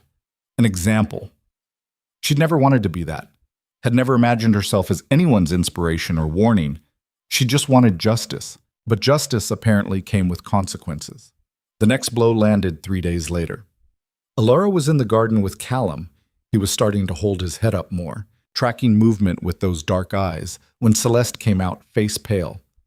The bakery won't deliver anymore, she said without preamble. Elara looked up. What? The baker's wife came this morning, said they've been told not to do business with this household. Same with the butcher and the greengrocer. Told by whom? She wouldn't say, but we both know. Elara stood, Callum cradled against her. So we'll find other suppliers. I tried. Everyone in this neighborhood has gotten the same message. We're being cut off. For the first time since this whole nightmare began, Elara felt genuinely afraid. Not of legal consequences or social censure, but of something more fundamental. The ability to feed her child. To keep a roof over their heads. To exist in the most basic sense. There has to be something we can do, she said. There is. Voss appeared in the doorway. We move neighborhoods. Voss appeared in, find suppliers who don't care about the Dowager Duchess's opinion. That means leaving Corin's townhouse, Celeste pointed out. So we leave. We find somewhere else. But Elara was thinking. The Dowager wanted her to disappear, to take the money and fade away. Every move they made to hide, to retreat, played into that narrative. No, she said slowly. No, we're not hiding. We're not moving. She looked at Voss, then Celeste. We're going to make this so public they can't ignore it. Celeste's eyes widened. Elara, if they want to cut us off, fine. But they're going to do it in front of everyone. I want people to see exactly what they're doing. How? Elara thought about the women Lady Ashcroft had introduced her to, the ones who'd survived their own scandals, the ones who'd learned to weaponize attention instead of hiding from it. We throw a party, she said. The silence that followed was profound. A party, Celeste repeated flatly. A gathering, here. We invite everyone, the women who've supported me, the press, anyone who wants to see the woman who's supposedly destroying the Hale family. Elara's mind was racing now, pieces clicking into place. We make it impossible to pretend I don't exist. We force them to acknowledge me. That's insane, Celeste said. Probably, The Dowager will retaliate. She's already retaliating. At least this way, we control the narrative. Yeah. Voss studied her with something like approval. It might work, or it might blow up spectacularly. Either way, people will be watching. Lady Ashcroft loved the idea. Brilliant, she said when Elara explained it. Absolutely brilliant. You're not asking for permission, you're demanding recognition. Will people come? The right people will, the ones who matter. Lady Ashcroft was already making mental lists. We'll need Caroline, Beatrice, Margaret. I'll reach out to some of the younger women too, the ones who are tired of the old guard's rules. And we should invite some journalists, the reputable ones. Will they print the truth? Some will. Others will print sensationalism. But at least it'll be your sensationalism. They set the date for 10 days out, long enough to plan, short enough that the momentum wouldn't die. Lady Ashcroft took charge of invitations. Celeste handled logistics. Elara focused on the one thing that mattered most, what she was going to say. Because this wasn't just a party, it was a declaration. The invitations went out on expensive cardstock with simple, direct language. Mrs. Elara Whitlock requests the pleasure of your company for an afternoon reception. Light refreshments. Honest conversation. The responses started arriving within hours. Some were acceptances. Enthusiastic ones from Lady Ashcroft's circle, cautious ones from a few younger society women, curious ones from 3 different journalists. But there were also refusals. Harsh ones. One woman sent back the invitation torn in half with a note. You should be ashamed. Elara pinned it to the wall in her study, a reminder of what she was fighting against. 4 days before the gathering, Thorne arrived with news about the forensic audit. It's worse than we thought, he said, spreading papers across the dining table. Rowan wasn't just in debt. He was actively embezzling from the estate. Money that should have gone to tenants, repairs, investments. He was funneling it into personal accounts. Elara stared at the numbers. They blurred together, but the pattern was clear. For how long? At least 2 years, maybe longer. Before we were married? Possibly. We're still tracing everything. As Celeste leaned over the papers, this is criminal fraud on top of the Corin charges. Yes, which means Rowan's looking at significantly more prison time if convicted. Thorne paused. The Dowager knows. Her lawyers requested access to the audit results yesterday. What did you tell them? Nothing. It's not their case. He looked at Elara carefully. But this is leverage. If you wanted to negotiate, I don't. Elara, if Rowan goes to prison for 10 years, Callum will grow up without a father. Callum's growing up without a father anyway. At least this way, there's honesty about why. Thorne didn't argue further, just gathered his papers and left. That night, Elara stood in the nursery watching Callum sleep. His tiny chest rose and fell, peaceful and oblivious. She thought about this future she was building for him, one where his father was a convicted criminal, where his mother was a social pariah, where everything was public and messy and irreparably broken. Was this really better than taking the Dowager's offer? Than disappearing? She didn't know. But she knew she couldn't go back. 2 days before the gathering, Isabelle Corin showed up unannounced.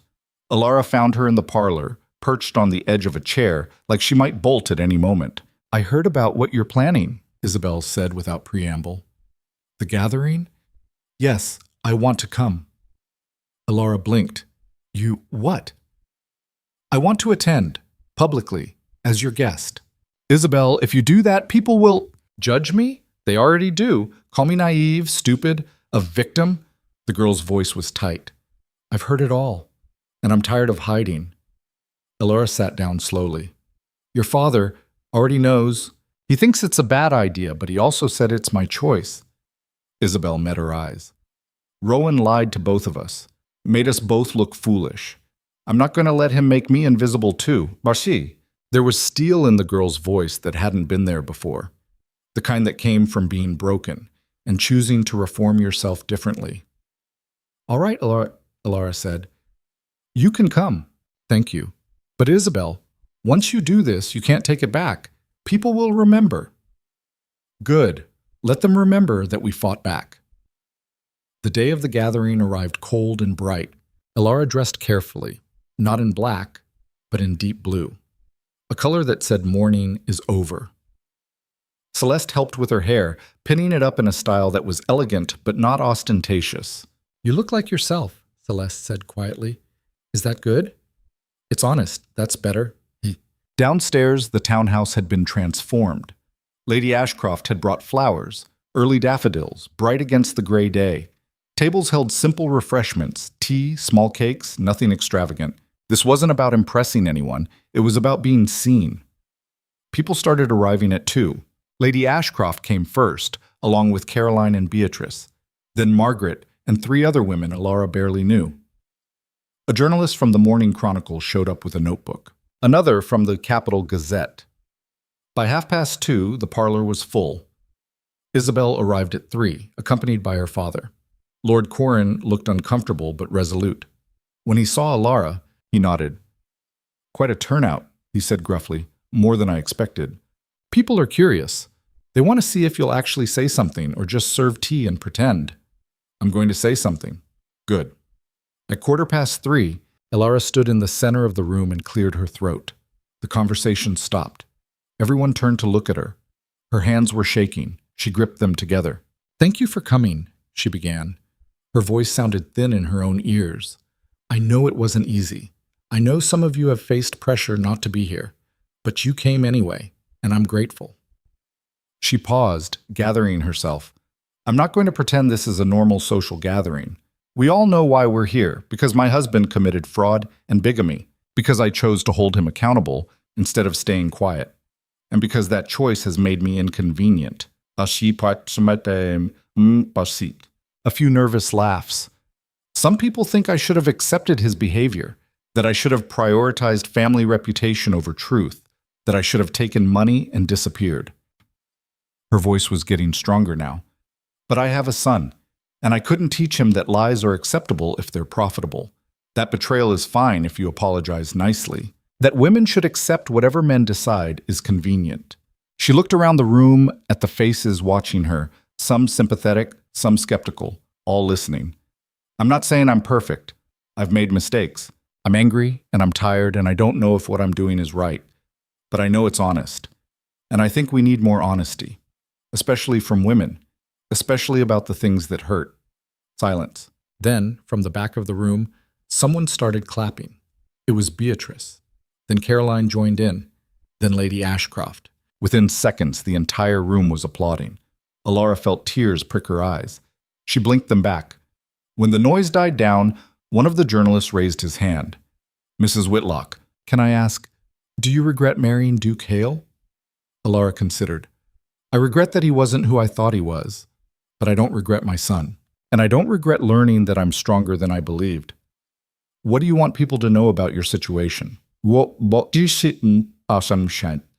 "That it's not unique, that plenty of women face betrayal and fraud and erasure. Most of them just do it quietly because they're told that's more appropriate." She paused. "I'm done being appropriate." More applause, louder this time. The gathering continued for another 2 hours. People talked, asked questions, shared their own stories. The journalist took notes. Isabel spoke briefly about her experience, calm and clear and devastating. When it was over, when the last guest had left, Elara collapsed into a chair. "You did it," Celeste said, sitting beside her. "Did I? You made them see you, really see you. That's what you wanted." Elara nodded slowly. She was exhausted, but underneath the exhaustion was something else. Relief, and maybe, tentatively, hope. The articles appeared the next morning. The Morning Chronicle ran a respectful piece titled "A Woman's Stand. Mrs. Whitlock Speaks on Betrayal and Justice." It quoted her accurately, included context about the fraud charges, and ended with a paragraph noting the impressive turnout of supporters. The Capital Gazette was more sensational. Scorned wife hosts scandal soiree. But even they acknowledged the substance of what she'd said. The conservative Daily Register predictably condemned her, Mrs. Whitlock's unseemly display. But even that piece had to admit she'd been articulate and well-supported. People were talking, and for once, they were talking about her actual words, not just rumors. "This is working," Lady Ashcroft said when she came by that afternoon. "You're controlling the narrative now. It feels fragile, but Aceni ipasm. It is, but you've shifted the ground. People are questioning whether the Dowager's crusade is really about family honor or just silencing an inconvenient woman. 2 days later, something unexpected happened. A letter arrived. Not a threat or condemnation, but an invitation. From the Riverton Circle, one of the city's most influential women's charitable organizations. Dear Mrs. Whitlock, it read, we were impressed by your recent gathering and the honesty with which you addressed your circumstances. We would like to invite you to speak at our monthly meeting about the legal rights of married women. We believe your experience has much to teach. Elara read it 3 times, certain she was misunderstanding. They want you to speak publicly, Celeste said, looking over her shoulder. This is huge. Yes, or it's a trap. Maybe, but it's also legitimacy. The Riverton Circle isn't some fringe group. They're respected. If they're backing you, that's a big if. But Elara wrote back accepting anyway. The speaking engagement was set for 2 weeks out. In the meantime, the criminal trial date was finally confirmed, 6 weeks from now. Rowan would face a jury on fraud charges related to the Corrin marriage. Thorne was confident. The evidence is overwhelming. The attempted flight sealed it. He's going to prison. For how long? Minimum 5 years, possibly 10. Elara tried to imagine it. 10 years of Rowan behind bars. Callum would be 11 when his father got out. Would barely remember him. Was that what she wanted? She still didn't know. 3 days before the Riverton Circle speech, Voss caught another watcher outside the townhouse. This time, he didn't just observe. He confronted. The man, a weaselly type in a cheap coat, claimed he was a journalist. But his notebook was empty, and his questions were all about household routines. Who came and went, when Callum was typically outside. He was surveilling, Voss reported. Not reporting. Working for the Dowager? Most likely, trying to find leverage. What kind of leverage? Voss's expression was grim. The kind that involves your son. Elara's blood went cold. She wouldn't. She's already tried everything else. And she's desperate. Rowan's trial is in 6 weeks. If he's convicted, the family name is destroyed. She needs you to back down. I'm not backing down. Then we need to be smarter. More careful. He paused. I've been thinking we should hire additional security. Someone to watch Callum specifically. Someone she can't bribe or intimidate. Elara wanted to argue. Wanted to say it was paranoia, but she couldn't. Not when the stakes were this high. Do it, she said. The new guard arrived the next day.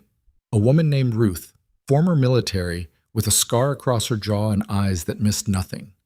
She took one look at Callum, nodded once, and stationed herself outside the nursery. She's terrifying, Celeste whispered. Good. The night before the Riverton Circle speech, Elara couldn't sleep. She paced her bedroom, rehearsing what she'd say, imagining every possible disaster. What if they booed her? What if she froze? What if the Dowager's people disrupted the event?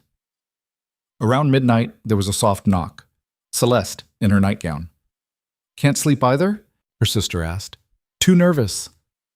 They sat together on the bed, the way they had when they were children, and the world felt too big. Do you remember when we were little? Celeste said. And you used to make me practice conversation for parties? You were so worried about saying the wrong thing. I was terrified of embarrassing myself.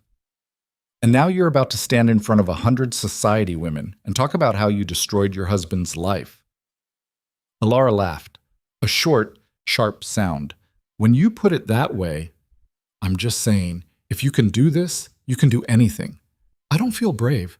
Brave people never do. That's the whole point. The Riverton Circle met in an elegant hall in the city's cultural district. When Elara arrived with Celeste and Lady Ashcroft, she was shocked to find a line of women waiting outside. What's happening? She asked. Word spread, Lady Ashcroft said with satisfaction. Your little gathering made waves. People want to hear what you have to say. Arsch besitz. Inside, the hall was packed, easily 150 women, maybe more, young and old, wealthy and middle class, all watching as Elara walked to the front.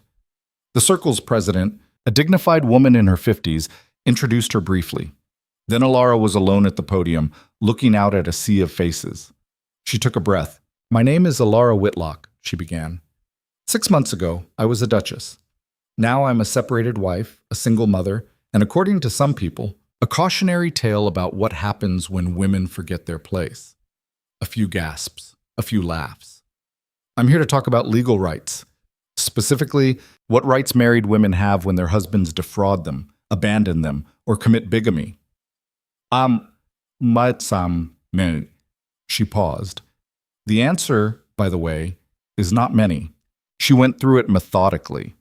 The laws that gave husbands control over marital property. The difficulty of proving fraud, the way women were assumed to be hysterical or vindictive if they fought back. I was lucky, she said. I had a lawyer willing to take my case. I had allies who supported me. I had evidence that was impossible to deny. Most women don't have those advantages. Most women are told to endure, to prioritize family reputation over their own safety and dignity. Mom, she looked around the room. We need to change that. We need laws that protect women's property rights. We need courts that take our testimonies seriously. We need a society that doesn't punish honesty and reward deception. The applause started before she finished. It built and built until the whole room was on its feet. Elara stood there, overwhelmed as the noise washed over her. When it finally quieted, the president returned to the podium. "Mrs. Whitlock," she said, "on behalf of the Riverton Circle, I want to thank you for your courage and to announce that we will be launching a fund to provide legal assistance to women in situations similar to yours. We'll be calling it the Whitlock Initiative." Elara's throat tightened. Thank you. She couldn't finish. The applause rose again. Afterward, women surrounded her, asking questions, sharing stories, thanking her. One elderly woman gripped her hand and said, "My daughter's husband is a drunk who beats her. I've been trying to get her to leave for years. Today, after hearing you, she told me she's ready." Another woman, younger, said, "I thought I was alone. Thank you for showing me I'm not." By the time Elara made it outside, she was shaking, not from fear this time, from something else entirely. Recognition, validation, the sense that what she'd done mattered beyond just her own survival. "You did it," Celeste said, gripping her arm. "We did it." That night, Elara slept better than she had in months. The next morning brought a surprise visitor, Inspector Davies. He looked tired but satisfied. "We've wrapped the investigation," he said without preamble. "The trial's been moved up, 2 weeks from now." Elara's stomach dropped. 2 weeks? But we're not... The prosecution is ready, and frankly, the longer we wait, the more time Rowan's people have to interfere. Better to move fast. Will he be convicted? Davies met her eyes. "Yes, the evidence is airtight. He's going to prison, Mrs. Whitlock. The only question is for how long." After he left, Elara stood in the parlor, processing. 2 weeks. 2 weeks until the trial that would end Rowan's freedom. 2 weeks until whatever came next. She should feel triumphant, victorious. Instead, she just felt tired. That afternoon, a letter arrived. No return address. Elara almost threw it away, assuming it was another threat. But something made her open it. Inside, in shaky handwriting, "Elara, I know I have no right to ask anything of you. I know what I did was unforgivable. But I need you to understand, I was trying to save us. I made the wrong choice. But I never stopped." The letter ended there, incomplete. As if Rowan had started writing and couldn't finish. Elara read it twice, then burned it in the fireplace. Whatever he'd wanted to say, it didn't matter anymore. The narrative was set. The trial was coming. And for the first time since this nightmare began, Elara wasn't afraid of what came next. She was ready. The trial began on a Wednesday morning under gray skies that threatened rain but never delivered. Elara sat in the gallery with Celeste on one side and Lady Ashcroft on the other. Behind them, the courtroom was packed. Journalists, society watchers, women from the Riverton Circle, and dozens of people whose faces Elara didn't recognize but whose presence she felt like a physical weight. Rowan was brought in wearing a prison uniform that hung loose on his frame. He'd lost weight. His face was gaunt, shadows under his eyes so deep they looked like bruises. When he scanned the gallery and found Elara, something flickered in his expression. pain, maybe, or regret. But it was gone before she could name it. The judge, a stern man named Kendrick, called the court to order. "The Crown versus Rowan Hale, Duke of Ashford," he announced. "Charges of fraud, misrepresentation, and theft by deception. How does the defendant plead?" Pritchard stood, looking resigned. "Not guilty, Your Honor." The prosecutor, a sharp-eyed woman named Blackwell, rose immediately. "Your Honor, the Crown is prepared to present overwhelming evidence of the defendant's guilt. We have documentation, witness testimony, and the defendant's own admission of key facts. Smam. Dessen. Proceed." What followed was methodical destruction. Blackwell laid out the timeline. Rowan's mounting debts, his approach to Lord Corran, the negotiations for Isabel's hand. The ceremony performed while his legal wife was 8 months pregnant. She produced the marriage certificate from the Corran wedding, signed by Rowan under his own name, with no mention of an existing marriage. She called the officiant who'd performed the ceremony, a nervous cleric who confirmed that Rowan had presented himself as unmarried. "Did he provide any documentation to support this claim?" Blackwell asked. "He said his wife had died 2 years prior, in childbirth." A murmur ran through the courtroom. Elara felt Celeste's hand grip hers. "Did you verify this?" No, he was a duke. I had no reason to doubt." "Thank you. No further questions." Pritchard's cross-examination was weak. He tried to suggest the cleric should have done more due diligence, but it fell flat. The man was clearly a victim of Rowan's deception, not a conspirator. Next came Lord Corran himself. He took the stand like he was going to war, shoulders back, jaw set. When Blackwell asked him to describe the financial arrangement, he did so with brutal clarity. £50,000, he said, half upon marriage, half upon the birth of a male heir. In exchange, I expected my daughter to become a duchess, and my family to be allied with one of the oldest names in the country. And what did you receive instead? A fraudulent marriage, a daughter humiliated, and the knowledge that I'd been played for a fool by a desperate man with no honor. Pritchard objected. Prejudicial, Your Honor. But the damage was done. When Isabel took the stand, the courtroom went completely silent. She wore pale gray, her hair pulled back severely. She looked younger than her 17 years, but spoke with a steadiness that belied her age. "Miss Corran," Blackwell said gently, "can you describe what Duke Hale told you about his past?" "He said he'd been married young, that his wife died in childbirth along with the baby, that he'd mourned for 2 years and was finally ready to move forward. Did he show emotion when telling you this?" Isabel's voice wavered slightly. "Yes," he cried. I thought he was genuinely grieving." "What did you feel when you learned the truth?" And "Foolish, angry, betrayed." She paused. "But mostly angry. At him for lying. At myself for believing." "Why angry at yourself?" "Because I should have seen it, the inconsistencies, the way he avoided certain questions. But I wanted to believe the story was true, that I was special enough to heal a grieving man's heart." Her laugh was bitter. "I was an idiot. You were 17 and manipulated by someone much older and more experienced," Blackwell said firmly. "That's not idiocy. That's victimization." But Pritchard's cross-examination was careful. He knew attacking a teenage girl would destroy what little sympathy remained for Rowan. But he tried to suggest she'd been complicit, that she'd known something was wrong but chose to ignore it. "I was 17, Isabel repeated, her voice hardening. "He was 32, a duke, a man my father trusted. What exactly should I have done differently?" Pritchard had no answer. When Elara was called to testify, her hands were shaking so badly she had to grip the rail of the witness box to steady herself. Blackwell approached with a kindness that somehow made it worse. "Mrs. Whitlock, can you tell the court where you were on the day Duke Hale married Miss Corran?" Elara's throat was tight. "I was at the Frontier Manor, in labor." "For how long?" 11 hours. "And where was your husband?" "I didn't know at the time. I thought he was handling estate business in the capital. I found out later he was—" Her voice cracked. "He was at the Corran estate, marrying someone else." "How did you find out?" My sister came to tell me after the baby was born. Can you describe your reaction? Elara closed her eyes, remembering. The numbness, the cold clarity, the moment everything she'd believed shattered. I didn't scream, she said quietly. I didn't cry. I just went silent because I realized it wasn't a mistake or a misunderstanding.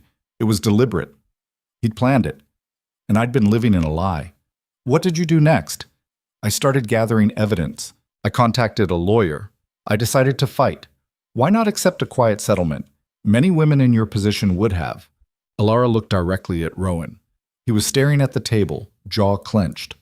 Because I have a son, she said, and I couldn't teach him that lies are acceptable if they're profitable, that you can betray people and face no consequences as long as you're powerful enough. Blackwell nodded. Thank you, Mrs. Whitlock. No further questions. Pritchard's cross-examination was aggressive. He tried to paint Elara as vindictive, as someone who'd turned a marital dispute into a criminal matter out of spite. Isn't it true that you encouraged Lord Corran to file criminal charges? I told him the truth about what happened. He made his own decision. But you wanted revenge. I wanted justice. Her voice was steady now. Those aren't the same thing. You wanted to destroy your husband. I wanted to protect my son from growing up thinking this behavior was normal. By sending his father to prison, by holding his father accountable. Pritchard tried several more angles, but Elara didn't budge. When she finally stepped down, she felt hollowed out but intact. The prosecution rested. Pritchard's defense was thin. He called character witnesses, people who testified that Rowan was charitable, well-liked, a pillar of society. But none of them could explain away the documents, the signed marriage certificate, the bank transfers, the timeline that proved deliberate deception. Rowan himself didn't testify. Pritchard advised against it, knowing cross-examination would be devastating. Closing arguments began on Friday afternoon. Blackwell was precise and devastating. She walked through every piece of evidence, every lie, every calculated move. She ended by pointing at Rowan. That man didn't make a mistake. He made a choice, multiple choices. To lie, to steal, to betray 2 women and a child for money. He thought his title would protect him, that his name would be enough. But the law doesn't care about titles. It cares about truth. And the truth is that Rowan Hale is a fraud. Pritchard tried to counter with appeals to sympathy. Rowan was desperate, drowning in debt, trying to save a legacy. But even he seemed to know it was hopeless. The jury deliberated for less than 3 hours. When they returned, the forewoman, a middle-aged woman with iron-gray hair, stood. On the charge of fraud, how do you find? Guilty. On the charge of misrepresentation? Guilty. On the charge of theft by deception? Guilty, said. The courtroom erupted. Judge Kendrick banged his gavel, calling for order. But the noise continued. Gasps, whispers, a few scattered cheers quickly hushed. Elara sat frozen. It was done. Actually done. Rowan's face had gone completely white. He swayed slightly, and a guard caught his arm. Sentencing will be set for 2 weeks from today, Kendrick announced. The defendant will remain in custody until that time. Court dismissed. Outside, reporters swarmed. Elara let Voss and Lady Ashcroft run interference while she climbed into Corran's carriage. Celeste slid in beside her, and they pulled away from the chaos. Neither spoke for several blocks.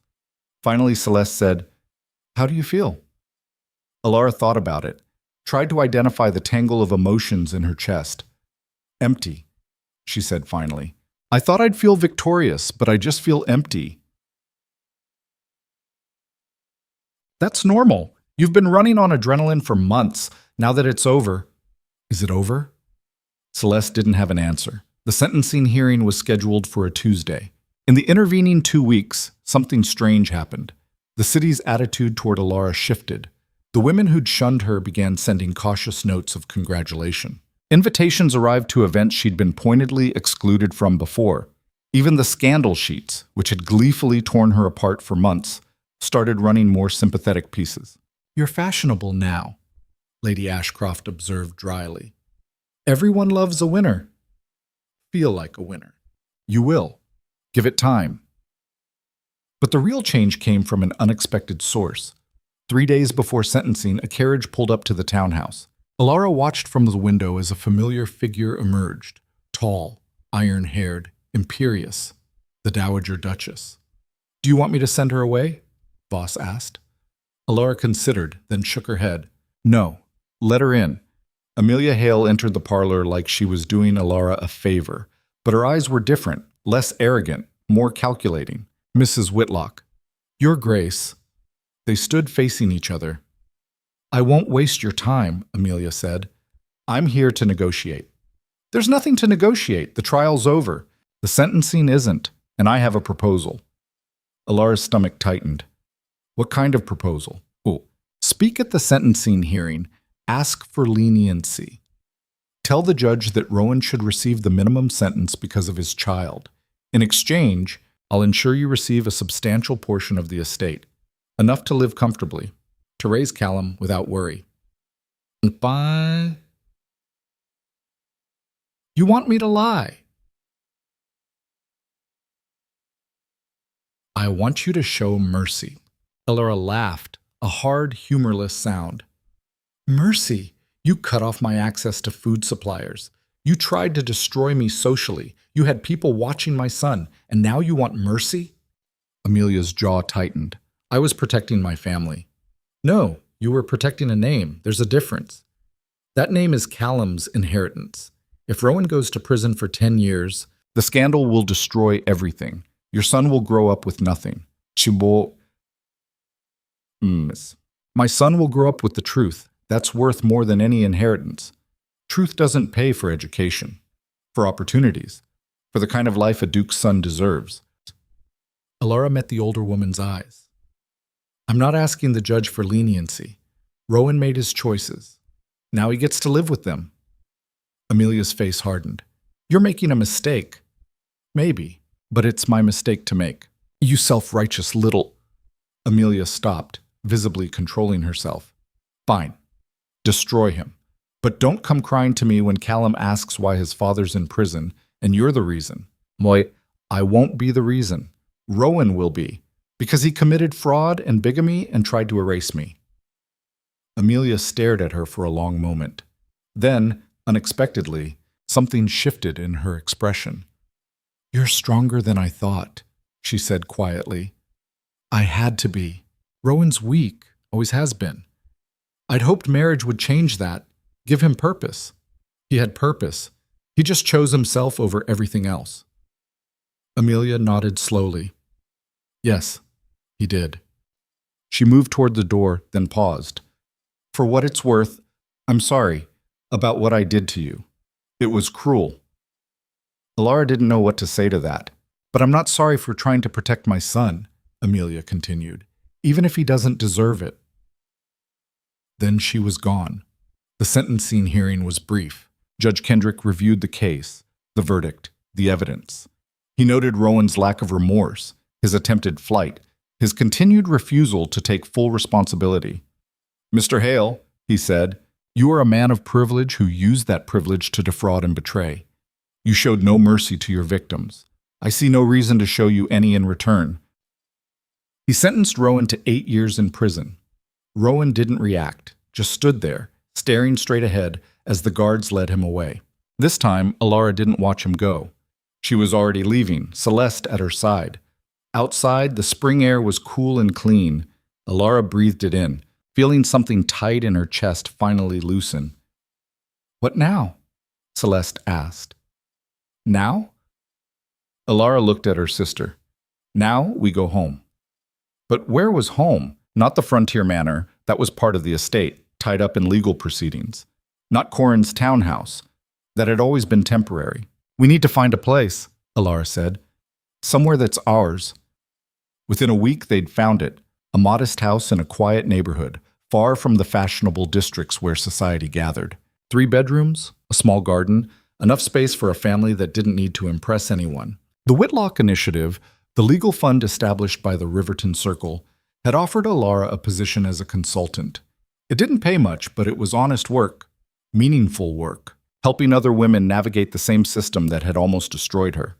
She accepted. Moving day was chaos. Furniture, boxes, Callum crying because everything was new and strange. But when they finally settled in that first night, Elara in the kitchen making tea, Celeste unpacking books, Callum asleep in his new nursery, it felt right in a way nothing had in months. "This is good," Celeste said, accepting a cup. "Strange, but good." "Strange is an improvement over terrifying." They sat in comfortable silence for a moment. "What are you going to tell Callum?" Celeste asked. "When he's old enough to ask about his father?" Elara had thought about this. Late at night when sleep wouldn't come. What story would she tell? What truth could a child understand? "I'll tell him his father made mistakes, that he hurt people, and that I chose to hold him accountable because some things matter more than keeping the peace." That's honest. It's all I have.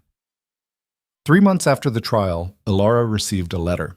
It came from the prison in Rowan's handwriting. She almost threw it away unopened, but something, curiosity maybe, or a need for closure, made her break the seal. "Elara, I don't expect forgiveness. I don't deserve it. But I need you to know, I've had a lot of time to think about what I did, about who I became. You were right about all of it. I was a coward. I chose the easy lie over the hard truth. I told myself I was protecting us, but really I was just protecting myself. I know this doesn't change anything. I know Callum will grow up barely knowing me. That's the consequence I have to live with. But I want him to know, when he's old enough, that his mother is the strongest person I've ever met. That she fought for him when I failed him. That she turned my weakness into her strength. I'm sorry. For everything. For the life we could have had if I'd been brave enough to deserve you. I don't expect a response. I don't expect anything. I just wanted you to know. R." Elara read it twice, then folded it carefully and put it in a drawer. She didn't respond. What was there to say? The apology was too late and too small for the damage done. But she kept the letter. For Callum. For the day when he'd ask about his father and need more than just her version of events. That summer, Elara was invited to speak at a women's rights conference in the capital. She almost declined. Public speaking still terrified her, but Lady Ashcroft talked her into it. "You have a platform now," she said. "Use it." The conference was held in a grand hall packed with women from across the country. Elara spoke about legal reform, about the need for women to control their own property, about the court system's treatment of female testimony. She was nervous at first, stumbled over a few words, but as she went on, she found her rhythm, found her voice. When she finished, the applause was thunderous. Afterward, women surrounded her, asking questions, sharing stories. One woman, middle-aged, well-dressed, gripped her hand and said, "My husband is doing exactly what yours did, lying, stealing, and I thought I had no options. But hearing you, I realize I do." "You do," Elara said firmly. "It won't be easy, but you have options." The woman nodded, tears in her eyes. "Thank you." That night, lying in bed in her small, safe house, Elara thought about the path she'd taken, the choices she'd made, the price she'd paid. Had it been worth it? She didn't know. Maybe she'd never know. But she knew this. She'd survived. And in surviving, she'd become someone she actually recognized.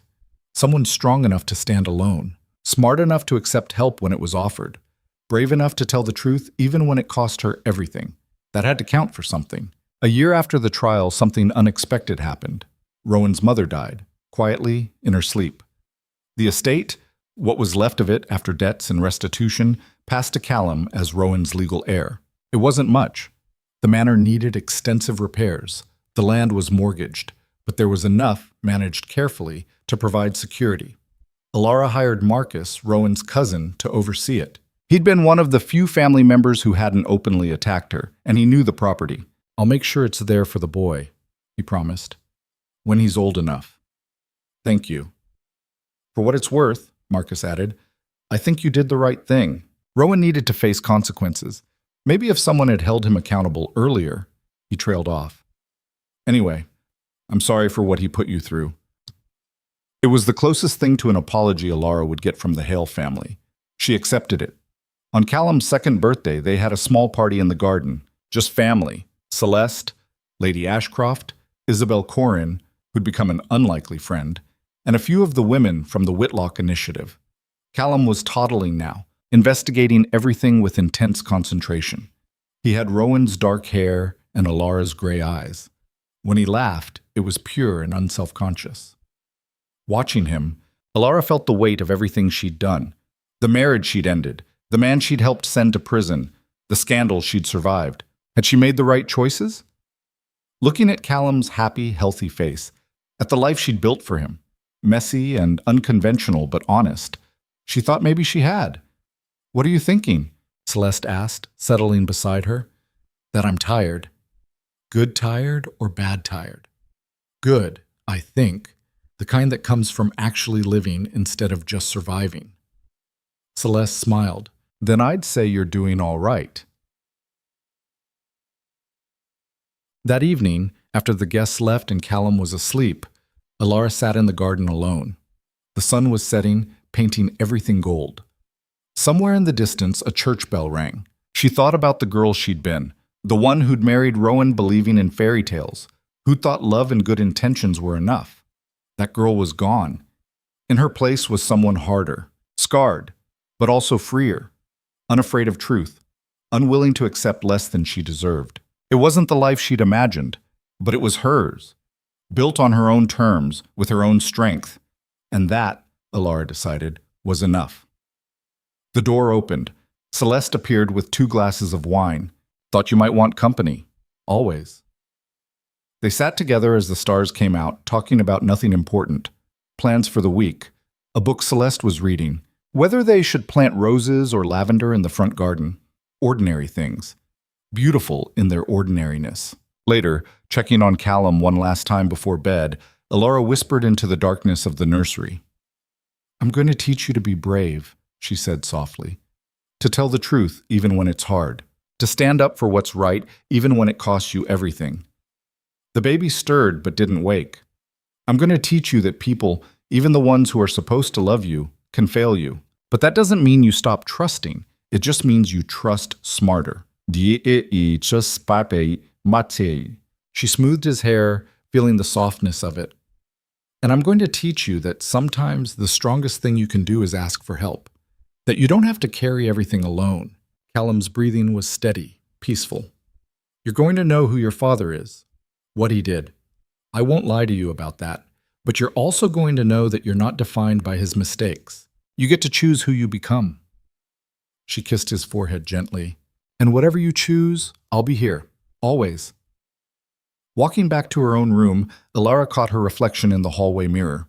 Saw the woman looking back, older, wearier, but somehow more solid, more real. She'd lost so much, her marriage, her social standing, the future she'd imagined.